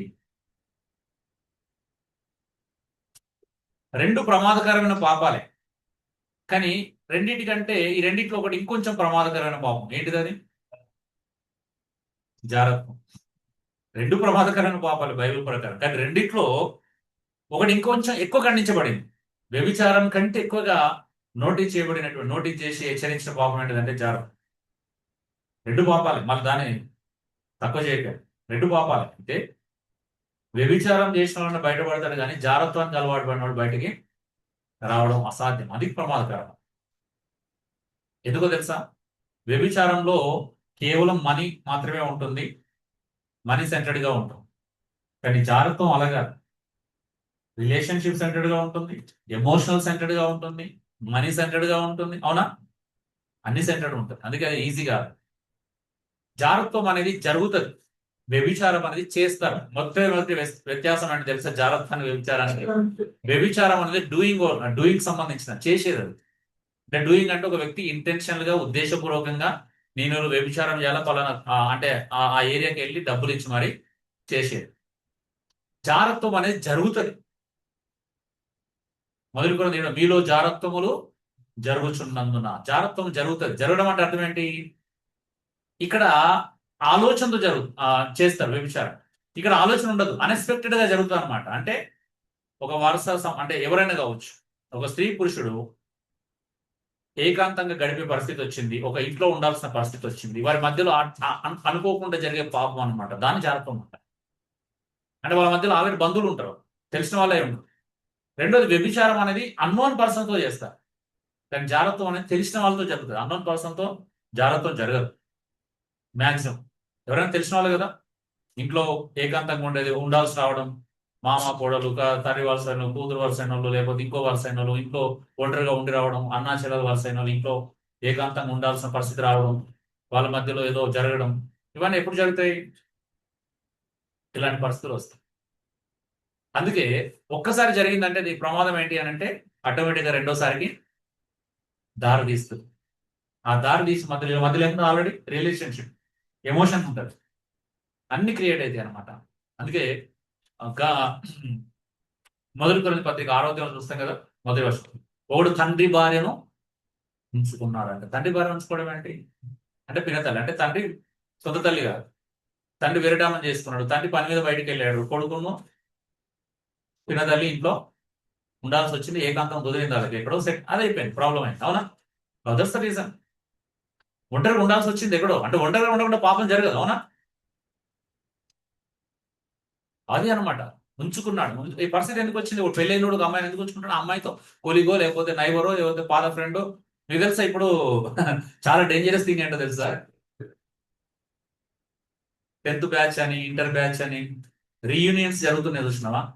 ఈరోజు రీయూనియన్స్ వల్ల ప్రమాదాలు జరుగుతున్నాయి తెలుసా? మీలో ఎంతమంది తెలుసు? రీయూనియన్స్ వల్ల అక్రమ సంబంధాలు ఏర్పడుతున్నాయి తెలుసా? ఇల్లీగల్ కాంటాక్ట్స్ ఏర్పడుతున్నాయి. ఆడపిల్లలు మగపిల్లలు మళ్ళీ రీయూనియన్స్ అంటే 10th బ్యాచ్ ఇంటర్ బ్యాచ్ కలిసి ఈ పాత అన్ని వాళ్ళు గుర్తొచ్చి వీళ్ళు మళ్ళీ కాంటాక్ట్ నెంబర్లు తీసుకొని, తెలుసా ఎన్ని ప్రమాదాలు జరుగుతున్నాయి రీయూనియన్ వల్ల? కుటుంబాలు పాడవుతుంది అన్న చెప్పండి. అదే అప్పుడు అప్పుడు మిస్ అయినాయని ఇప్పుడు అదవుతున్నాయి తెలుసా మీకు? మిస్ అయిన పాపాలు ఇప్పుడు పంపించవచ్చు. అది రీయూనియన్ లో మళ్ళా యూనియన్ వేరే అవుతుంది. రీయూనియన్ అనేది చెడిపోతున్న యూనియన్ అవుతుంది. రీయూనియన్ అవడము ఎట్లా అయిపోయింది అంటే ఇప్పుడు అది కొంతమంది ఫిజికల్ గా కూడా రీయూనియన్ అవుతున్నారు. అది చాలా డేంజర్. సో లైంగికత అపవిత్రత, జారత్వం, వ్యభిచారం. జారత్వం ఎమోషనల్తో ముడిపడి ఉంటది కాబట్టి అది తెచ్చుకున్న డిమాండ్ ఉంటది. ఇక్కడ జారత్వంలో డిమాండ్ కదా, భాగస్వామి ఏం చేస్తారు? డిమాండ్. నువ్వు ఎవరికి దయింది ఇప్పుడు నాకు ఇస్తావా అంటే ఇట్లా ఉంటది. కానీ ఎవరు వ్యభిచారంలో ఉన్న స్త్రీలతో గొడవలు ఉండే, పంచాయతీలు ఉండవు. అవునా? వాళ్ళతో సంబంధాలు ఉండే, ఫస్ట్ ఆఫ్ ఆల్. అవునా? ఆడ మారుతా ఉంటారు స్త్రీలు. జారత్వంలో ఒకటే స్త్రీ ఉంటది, ఎప్పటికీ ఒకటే పురుషుడు ఉంటాడు. అవునా? ఇవన్నమాట తేడా జారత్వానికి, వ్యభిచారానికి. So be careful dear brothers and sister. నేను టూకీగా చెప్పినా మీకు తెలుసు, నేను దీని మీద 10 పాయింట్స్ రాశాను ఇంతకుముందు. 10 డిఫరెన్సెస్ ఉంటాయి జారత్వానికి, వ్యభిచారానికి మేజర్. కానీ చాలా మంది జారత్వానికి, వ్యభిచారానికి జనరల్ డెఫినేషన్ ఏమనుకుంటారు అంటే పెళ్లికి ముందు జరిగితే జారత్వం, పెళ్లి అయితే జరిగితే వ్యభిచారం అంటుంది. రాంగ్. పెళ్లికి ముందు ఒక యవనస్తుడు పెళ్లి కానివాడు ఎవరు వేష దగ్గరికి వెళ్ళినా వ్యభిచారమే అవుతుంది. మనం ఏమనుకుంటాం అంటే పెళ్లికి ముందు జారత్వం, పెళ్లి అయితే వ్యభిచారం అన్నట్టు. లేకపోతే కొంతమంది పెళ్లికి ముందు వ్యభిచారం అనుకుంటారు, లేదా పెళ్లి అయితే జారత్వాన్ని నమ్మే వాళ్ళు ఉంటారు. డెఫినేషన్ అది కాదు, వ్యత్యాసం అది కాదు. సింపుల్ వ్యత్యాసం. వ్యభిచారం చేస్తారు, జారత్వం జరుగుతుంది. వ్యభిచారం ఇంటెన్షన్ డూయింగ్, జారత్వం అనేది అన్ఎక్స్పెక్టెడ్ యాక్టివిటీ. అర్థమవుతుందా? So dear brothers and sisters, ఇది అందుకే క్లోజ్గా ఉండొద్దు ఎప్పుడు కూడా. స్త్రీ పురుషులు ఎంత పవిత్రమైన, ఎంత మేము పరిశుద్ధులం అనుకున్నాడు కూడా ఒకే దగ్గర పడుకోకూడదు. ఒకే హాల్లో కానీ ఒకే రూమ్లో కానీ పడుకోకూడదు. తప్పదు. మేము దాన్ని మ్యాక్సిమం అవాయిడ్ చేయడం ప్రయత్నం చేస్తాం. కొంతమంది విన్నారు, వాళ్ళ పరిశుద్ధులు అనుకుంటారు. మరి అంటే నువ్వు పరిశుద్ధంగా ఉండొచ్చు, తప్పు జరగకపోవచ్చు, బట్ చాయిస్ ఎందుకు ఇవ్వాలి? అవునా? నీ హృదయంలో, నా హృదయంలో ఏమీ లేకపోయినా నేను అవకాశము ఇవ్వకూడదు, తీసుకోకూడదు. అర్థమవుతున్నాడు? నా మనసులో ఏం లేకపోయినా, ఎంత పవిత్రంగా ఉన్నా టైం నీకు తెలియదు, సిచ్యువేషన్స్ నీకు అర్థం కావు ఎప్పటికి కూడా. అర్థమవుతుందా? ప్రపంచంలో జాగ్రత్తం లేకున్న వాళ్ళందరూ సిచ్యువేషన్ బట్టి ప్లాన్ ఎవడు వేసుకోడు జాగ్రత్తాన్ని. అవునా? ప్లాన్ వేసుకున్నాడు అంటే నాకు ముందు నుంచి మూడు అంటే వేరే దురుద్దేశాలు ఉన్నాడు ప్లాన్ వేసుకుంటాడు. జనరల్ గా జరిగే జాగ్రత్తలు కూడా ప్లాన్తో జరగవు, అన్ఎక్స్పెక్టెడ్ గానే జరుగుతాయి. అయితే అన్ఎక్స్పెక్టెడ్ ముందు ఏమన్నా దురుద్దేశాలు లోపల ఉండి అలాంటి సమయం కోసం ఎదురు చూసేవాడు ఉంటే ఉండొచ్చు. సో లైంగిక అపవిత్రత చాలా ప్రమాదం, చాలా danger. So dear brothers and sisters, ఈరోజు మనము 5 విషయాలు నేర్చుకున్నాం. ఒకటి, శరీరం దేవుని యొక్క సృష్టి. రెండోది, శరీరం పరిశుద్ధాత్మ దేవుని ఆలయం. నీ దేహము దేవుని ఆలయం. సో ఫిజికల్ ఫంక్షన్ యొక్క ముఖ్య భాగాలు చూసాం 3. ఒకటి ఏంటిది?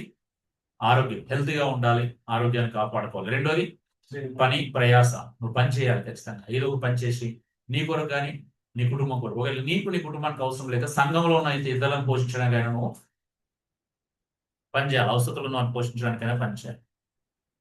మూడోది లైంగిక పవిత్రత.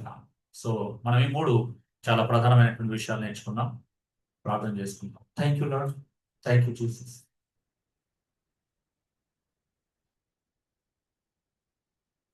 మా పాప స్వభావం తొలగించుమయ్యా, నీ మంచి ప్రేమ మాకీయుమా. మా పాప స్వభావం తొలగించుమయ్యా, నీ మంచి ప్రేమ మాకీయుమా. నీవు కోరేటి ఆలయమై మేము ఉండాలి, నీవు కోరేటి సంఘముగా మేము ఉండాలి.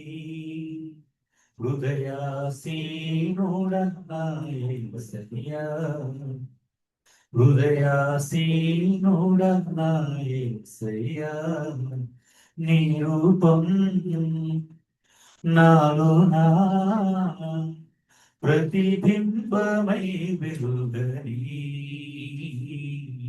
నీ ప్రేమ నీ కరుణ నా హృదిలో నా ప్రవహించని. Thank you Lord. పరిశుద్ధులైన మహోన్నతుడైన మా దేవానికి స్తోత్రాలు. నీ యొక్క ఆశ్చర్యమైన అత్యద్భుతమైన కృప మా అందరి పట్ల నీకున్న వాచ్యతకి ఇస్తుంటారు. నువ్వు పరిశుద్ధుడు కనుక మేము కూడా పరిశుద్ధంగా ఉండాలని కోరుకుంటున్నాం. ప్రభా, లాస్ట్ వీక్ మేము నైతికత గురించి నేర్చుకున్నాం, కానీ ఈరోజు మా శరీర కార్యాత్మక విభాగంలో ప్రభా లైంగిక పవిత్రత ఎంత ముఖ్యమో నేర్చుకున్నాం. ప్రభా, కృప చూపించాము. నీకు నచ్చినట్టుగా మేము చాలా జాగ్రత్త వహించడానికి సహాయం దయచేయండి. లైంగిక మాకు వచ్చే ప్రతి అవరోధాన్ని, లైంగిక పవిత్రతను అడ్డగించే ప్రతి అవకాశాన్ని ప్రభా మేము జాగ్రత్తగా చూసుకోవడానికి సహాయం దయచేయండి. ప్రతి శోధనను జయించడానికి కృపనివ్వండి, శక్తినివ్వండి. అలాంటి అవకాశాలు ఎక్కడ ఎవరికి ఇవ్వకుండా ఉండడానికి సహాయం దయచేయమని వేడుకుంటున్నాను. నీకే స్తోత్రాలు చెల్లిస్తూ, మా ప్రార్థన వినడానికి నీకు వందనాలు చెల్లిస్తూ, విన్న వాక్యం అందరి దగ్గర ఫలింపచేసి నీ లేఖనానికి అందరూ విధేయత చూపించి, వినయం చూపించి, తగ్గింపుతో ప్రభా నీ లేఖనాలకు సరెండర్ అవ్వడానికి సహాయం దయచేయమని ఈ మాటలు వింటున్న ప్రతి ఒక్కరు మీరు దీవించి ఆస్వాదించి ఆధ్యాత్మికంగా వర్ధిల్లింపు చేయమని యేసు దివ్యనామములో వేడుకొంచున్నాను పరలోకపు తండ్రి. ఆమేన్.